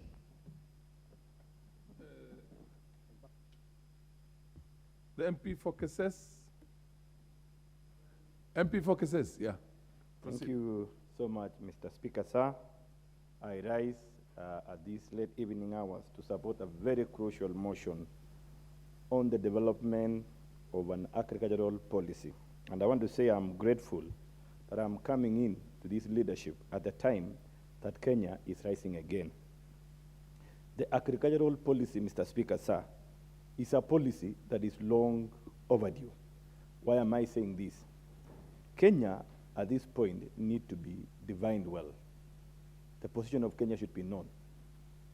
Other countries like Japan are known for production of Toyota cars. Germany is known for production of Mercedes-Benz. Ford is known to be coming from America. Israel is known to be doing well in agriculture and more so fruit production. What then Kenya is known about? As we talked the other day, the statistics of the population were released, and Kenya is rated to be a 50 million population. That, Mr. Speaker, tells us there are 50 million mouths to be fed. In this case, how are we going to match this one as an economic opportunity for the Kenyans? And more so, what we are comparatively advantaged compared to the other regional countries. I'm saying this, Mr. Speaker, in support of this motion, that the motion should come in force and should be able to give a clear direction of where we are and where we should be. That is going to bring us back and collect us back our minds to the long-gone saying we used to say, kilimo ni uti wa mgongo wa inji ya uchumi ya inji ya Kenya. That's where we need to go back. The other day we were discussing the issue of land fragmentation. And if you look at that one, it is being incentivized by the fact that agriculture has lost the meaning because it's not paying back the farmer what it ought to pay. The cost of investment vis-a-vis the return on investment is not commensurate. And therefore, there is a serious flee out of farming to other sectors like real estate, where it poses a challenge to agriculture by demonstrating and hope for this land user that the alternative of farming is to construct real estate. But in the long run, it will not ever answer the first question of our livelihood, the food security. Then after the food security, how are we going to utilize agriculture as an economic activity to create employment, to bring out industrialization? So this policy should be able to guide and inform the future decisions of the government. I know now county governments are working on the county integrated development plans. National government are working on the budget policy statements, medium-term economic plans, all these put together, plus where we are going the Vision 2030, which is few years to go for us to reach the Vision 2030 target, and the standard development goals that our region Africa is focusing in and the whole world. All these put together, I'm happy that today we are here discussing the policy that is going to position us as a country.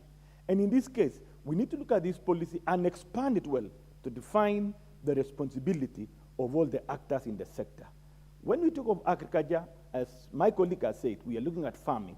We are looking at middle processes in place. That is a trading, conversion, industrialization, up to the sector of releasing to the market of food to the mouths of human beings.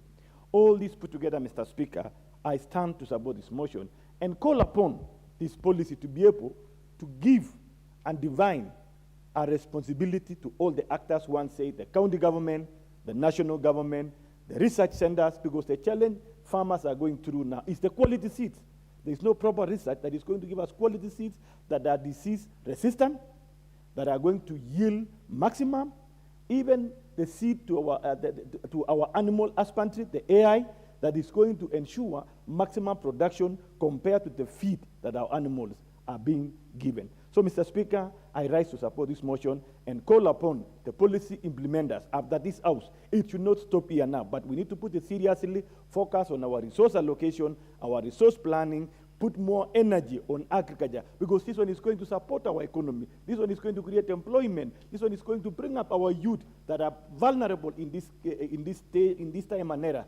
Go back to agriculture, enhance their living, create employment there, and maximize our food security, and create economic transformation to this nation. Thank you so much. The MP for Roysambu, Honorable Mafrika.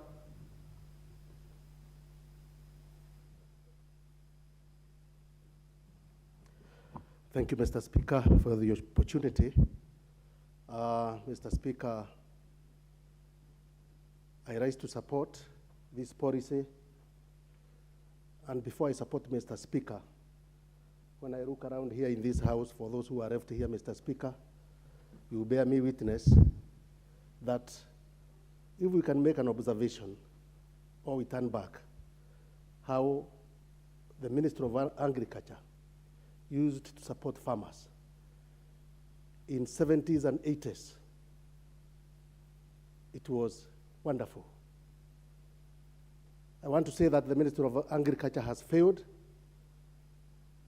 since the day they withdrew the agricultural officers who used to advise farmers how to conduct farming, Mr. Speaker.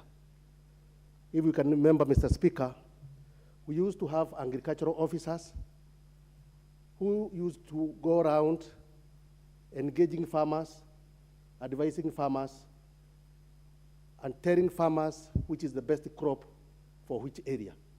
But today, Mr. Speaker, farmers are lacking that support. Farmers are lacking that advice. Every farmer now today undertakes his or her own ways of farming without that knowledge, Mr. Speaker. When it comes to livestock, Mr. Speaker, we used to have cattle dips during that time. Today we don't have cattle dips. Mr. Speaker, if we are to implement this policy successfully, we have highly qualified agricultural officers in this country. But we rarely see them going out there to engage farmers and advising farmers on how to conduct the best farming techniques. Mr. Speaker, if we are to succeed in this implementation of this good policy, I would say that all the agricultural officers, they should come out from the offices. They leave the business of reading newspapers in offices. They go out there to advise farmers on how to conduct the best. They give them advices on how to go about farming. Mr. Speaker, today, if you go out there, you ask a farmer which is the best fertilizer to apply on planting of maize. One will tell you 2020 type of fertilizer. You ask another one, he will tell you 2323. And this, Mr. Speaker, is due to lack of knowledge. And this knowledge is supposed to be imparted by to farmers by the agricultural officers, Mr. Speaker. So, Mr. Speaker, I support, and at the same time, Mr. Speaker, I say that the Minister of Agriculture and our new minister should advise his agricultural officers to go out there to advise farmers on how to conduct farming. We have the best animal production officers in this country, Mr. Speaker. They also go out there to advise those who are doing animal production, livestock, on how to go about it, Mr. Speaker. I support. The MP for Kitui Rural, the Honorable David Mboni. Thank you, Mr. Speaker, for giving me this chance also to contribute to this motion. The importance, I'll start by saying that the importance of the agricultural sector cannot be understated, because agriculture sector contributes 25% of our GDP, and if you add forests, it goes to almost 30% of the GDP.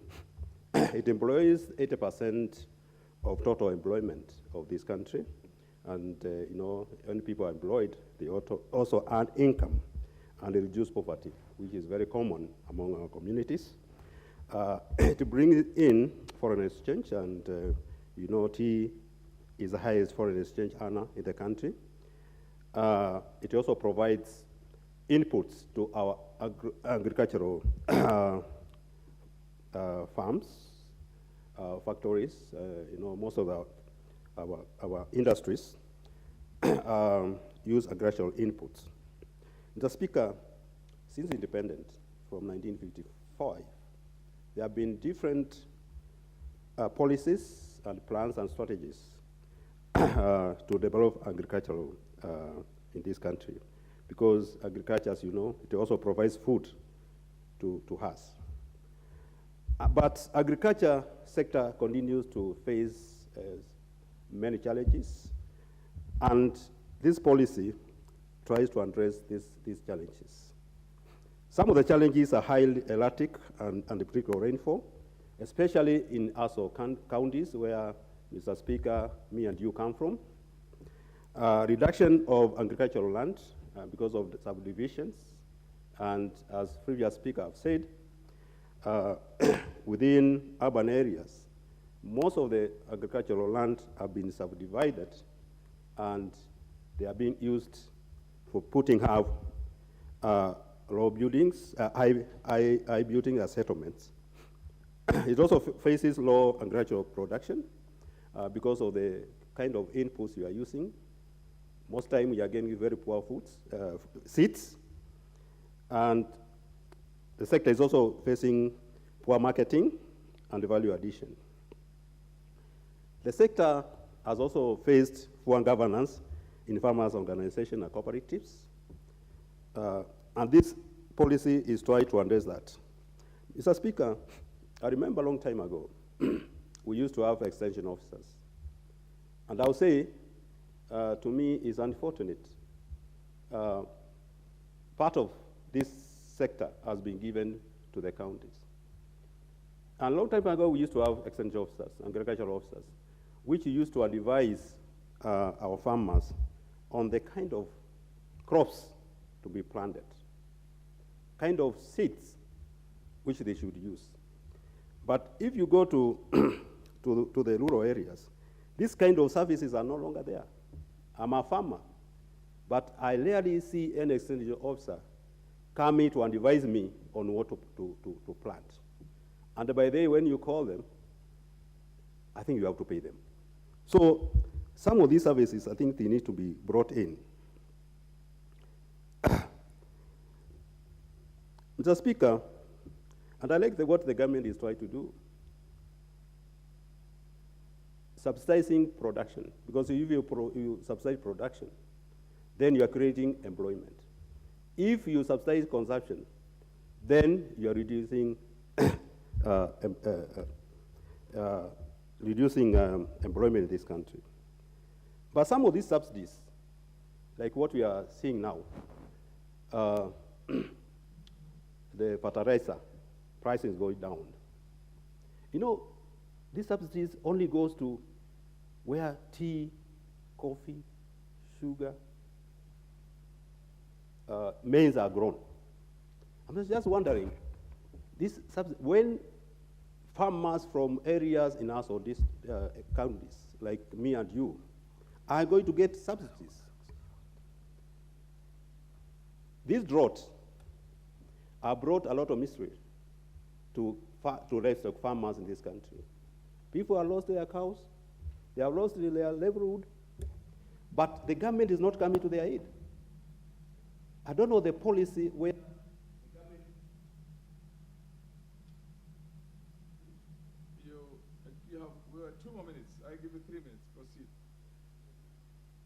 Chair gives you 3 minutes more.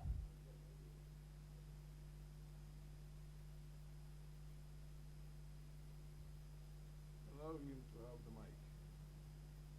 Go to the one next to you somehow. Chair, thank you. Although this one is very short, now I'm a tall guy. So some of these subsidies should be also extended to the farmers in the household areas. I was saying that a lot of farmers have lost a lot of cows, a lot of their livestock. But I'm not seeing any government effort really to cushion those farmers. Long time ago, and you will go to other countries, government used to buy cows in the drought period.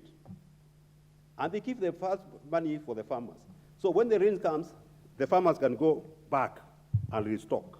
So this policy should be wholesome. They address the issues of livestock, they address the issues of fishing, and also so that everybody as a Kenyan feels that is catered for. Today I was listening to somebody from South Africa, and he was saying that this idea of GMO, you know, GMO seeds cannot be replanted. If you plant GMO seeds, then you cannot replant them. And you know, he was saying that the companies which are producing these GMO seeds, they also become cartels. They make sure that they colonize you and make sure that anytime you go and buy seeds from them at whatever price. So I support this policy, and with a few remarks, thank you very much.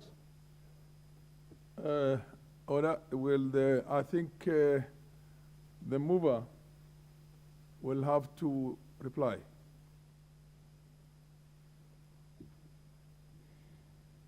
Thank you, Honorable Speaker.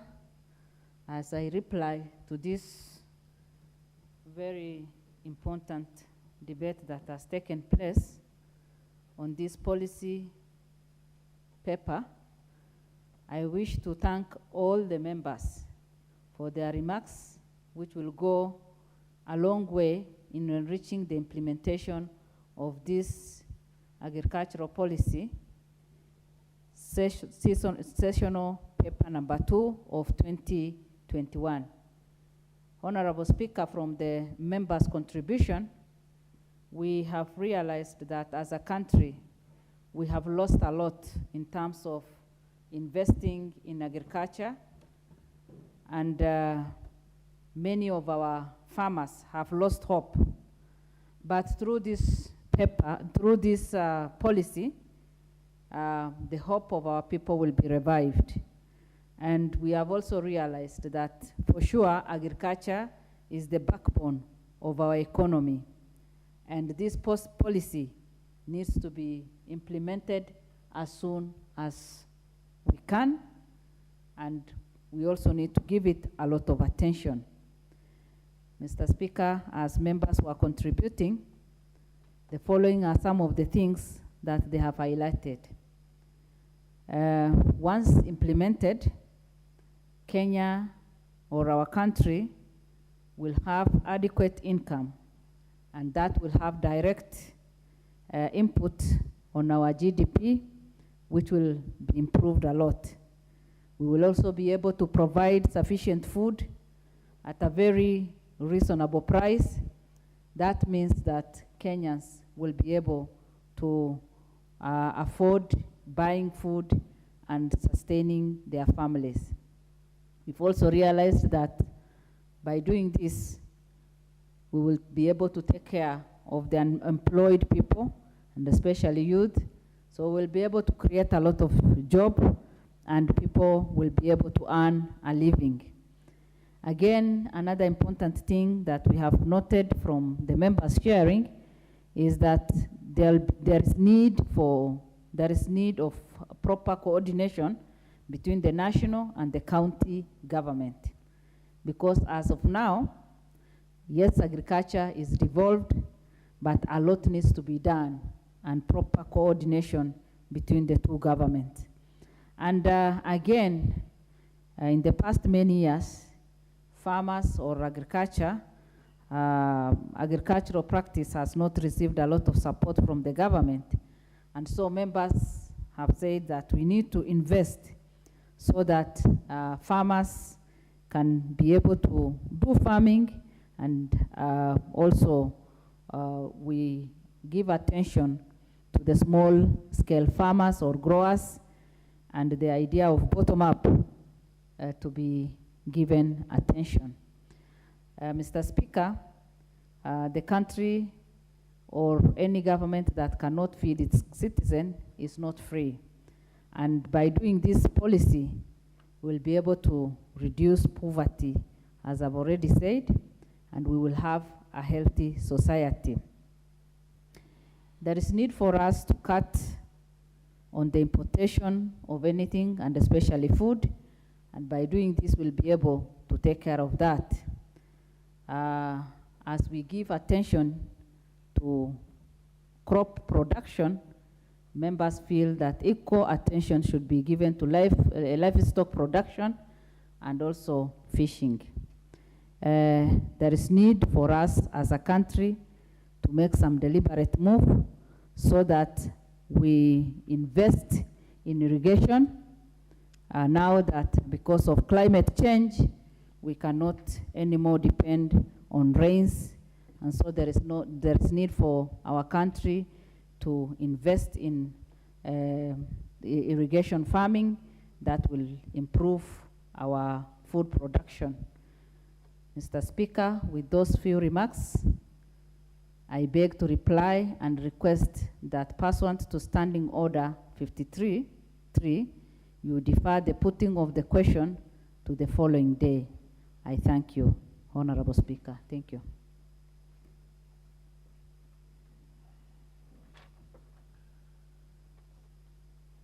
Honorable members, order. Honorable members, order. Order. Honorable members, the honorable mover of the motion, I have indeed am directing that this matter be put on the order paper for putting the question tomorrow, the 1st of December 2022. Honorable members, the time being 6:12 p.m., this House stands adjourned until Thursday, the 1st of December 2022 at 9:30 a.m.